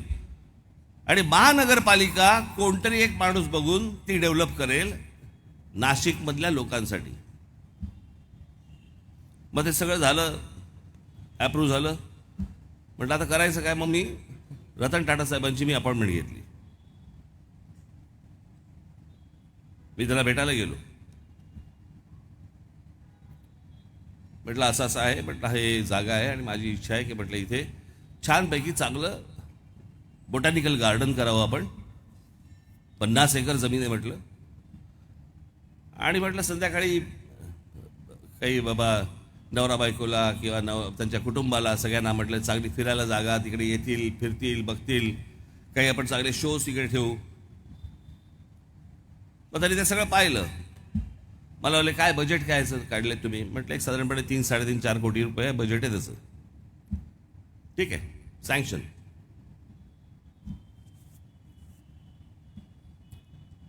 त्यांचीच माणसं करणार होती आणि माझी इच्छा होती की त्यांच्याच माणसांनी करावं.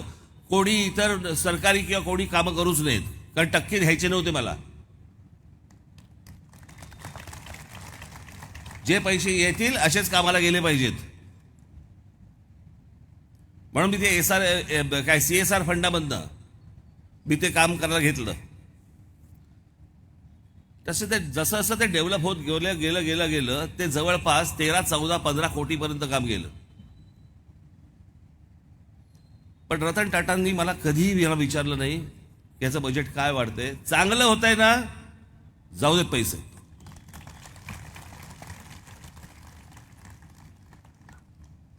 आणि मग ते सगळं झाल्यावरती ते स्वतः पाहायला आले. मी त्यांना विनंती केली, म्हटलं आपण येऊन बघा ते, म्हटलं की तुम्ही उभं केलेली काय गोष्ट आहे ती. ते इतके खुश झाले ते सगळं बघून. आणि मला सांगितलं अजून कुठे तुम्हाला मुंबईमध्ये महाराष्ट्रामध्ये काही असं जर समजा डेव्हलप करायचं असेल तुम्ही मला सांगा, वाटेल तेवढे पैसे मी तुम्हाला द्यायला तयार आहे. आजही शेकड्याने अनेक लोक उद्योगपती जे माझ्या परिचयाचे आहेत, जे अशा प्रकारची कामं करायला तयार आहेत, त्यांची इच्छा आहे. पण तुम्ही लोकांनी काही हातामध्ये दिलं तर काही गोष्टी घडू शकतील. नुसतंच कसं काय घडणार.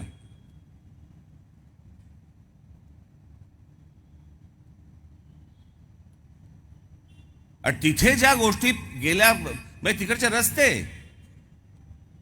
मी आत्ताच माझ्या सभेमध्ये सांगितलं सकाळच्या माझ्या गुहागरच्या, नाशिकमध्ये आम्ही जे रस्ते केले, रस्त्यामध्ये खड्डे नाहीत. 1 वर्ष झालं खड्डे नाहीत, 2 वर्ष झाली खड्डे नाहीत, 3 वर्ष झाली खड्डे नाहीत, 4 वर्ष झाली खड्डे नाहीत, 5 वर्ष. टेलिव्हिजन चॅनलचे लोक असतात नाही का, त्यांच्या न्यूज रूममध्ये बसलेले असतात आणि मग त्यांच्या त्या रिपोर्टर्सना सगळ्यांना सांगतात. पावसाळा आला, 1, 2, 4 पावसाळे झाले, पाऊस पडून झाला की आपल्याकडे काय साहजिकच आहे, म्हणजे खड्डे पडलेच पाहिजेत.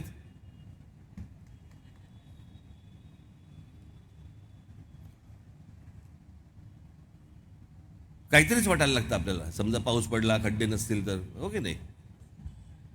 मग टेलिव्हिजन चॅनलवरती लोक दाखवायला सुरुवात करतात, मुंबई पहा खड्डा खड्डा खड्डा, पुणा पहा खड्डा खड्डा खड्डा, नवी मुंबई पहा खड्डा, ठाणे पहा खड्डा, हे पहा खड्डा.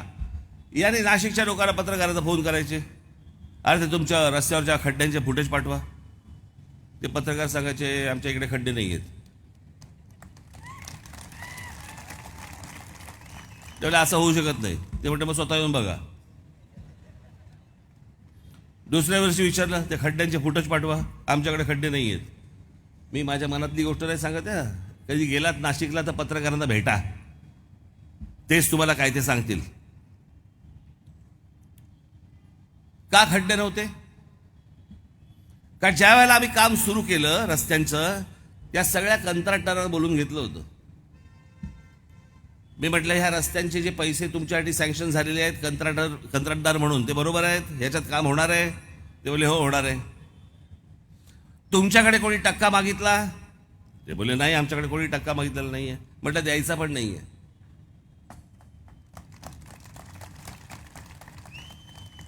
मला खड्डेविरहित रस्ते करून पाहिजे, देणार आहात? ते बोले साहेब 100% देणार. ठीक आहे. जर म्हटलं रस्ते बांधल्यानंतर मला जर या रस्त्यामध्ये खड्डे दिसले, त्याच खड्ड्यात उभा करून मारीन.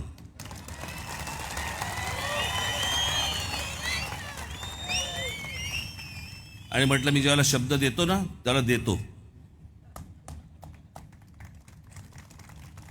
सगळ्यांना कळलं त्याचा अर्थ काय तो. मी ज्यावेळेला मुंबई मराठी पाट्या होत नव्हत्या, त्या मराठी पाट्या होत नव्हत्या त्यावेळेला मी मराठी दुकानदारांना पत्र पाठवलं. सोपं साधं सरळ पत्र पाठवलं. आपल्याला काय, तुम्हाला माहिती आहे आपण कोणाला धमक्या बिमक्या देत नाही. आपल्या स्वभावातच नाही ती गोष्ट, तर आपण काय करायची.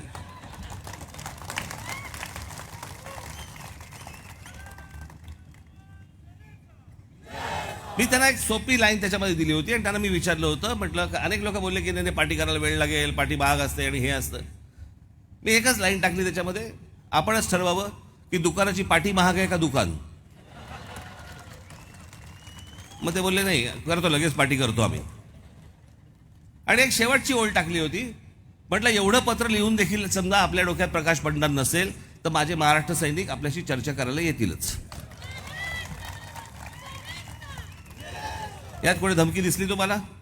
आपला सोपा सरळ कारभार असतो बाबा. आपल्याला ह्या गोष्टी जमत नाहीत, ज्या गोष्टी जमत नाहीत त्या जमत नाहीत. इतक्या सोप्या पद्धतीने मला महाराष्ट्र उभा करायचा आहे. देणार आहात? माझ्या हातात संधी देणार आहात?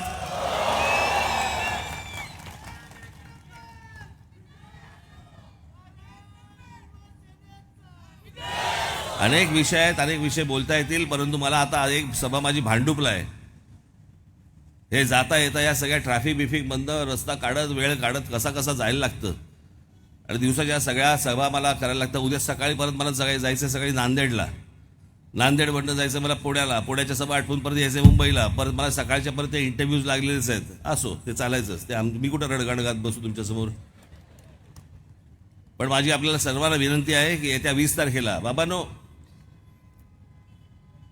मी माझ्या प्रत्येक सभेमध्ये सांगतोय, मी मुद्दामून तुम्हाला सांगतोय की या निवडणुका, हे राजकारण, या इलेक्शन्स सगळ्या, हे काही सलमान खान शाहरुख खानचे पिक्चर नाही आहेत की शुक्रवारी पडल्यावरती ते सोमवारी पिक्चर नवीन सुरू करू शकतात. इथे प्रत्येकाची 5-5 वर्ष जातात. तुमचीही 5 वर्ष जातात, आमचीही 5 वर्ष जातात. 5 वर्ष कशाला म्हणतात आपण लक्षात घ्या. आपल्या घरामध्ये एवढासा आपला मुलगा मुलगी असते, 5 वर्षात कुठे जाते ती, किती उंच होते, आणि मग आपण म्हणतो अरे म्हणता मोठी झाली. म्हणता नाही, 2 निवडणुका गेल्या याच्यामध्ये.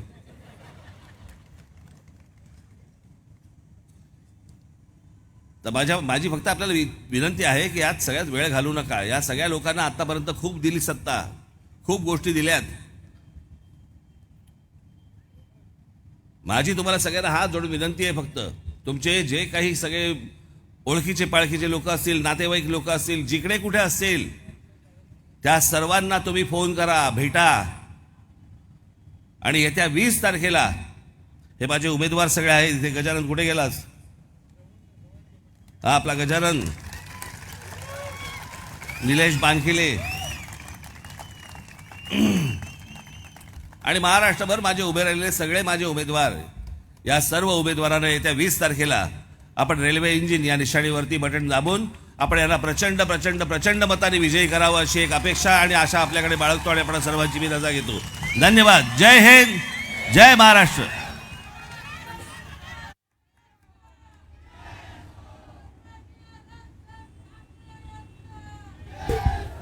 धन्यवाद साहेब.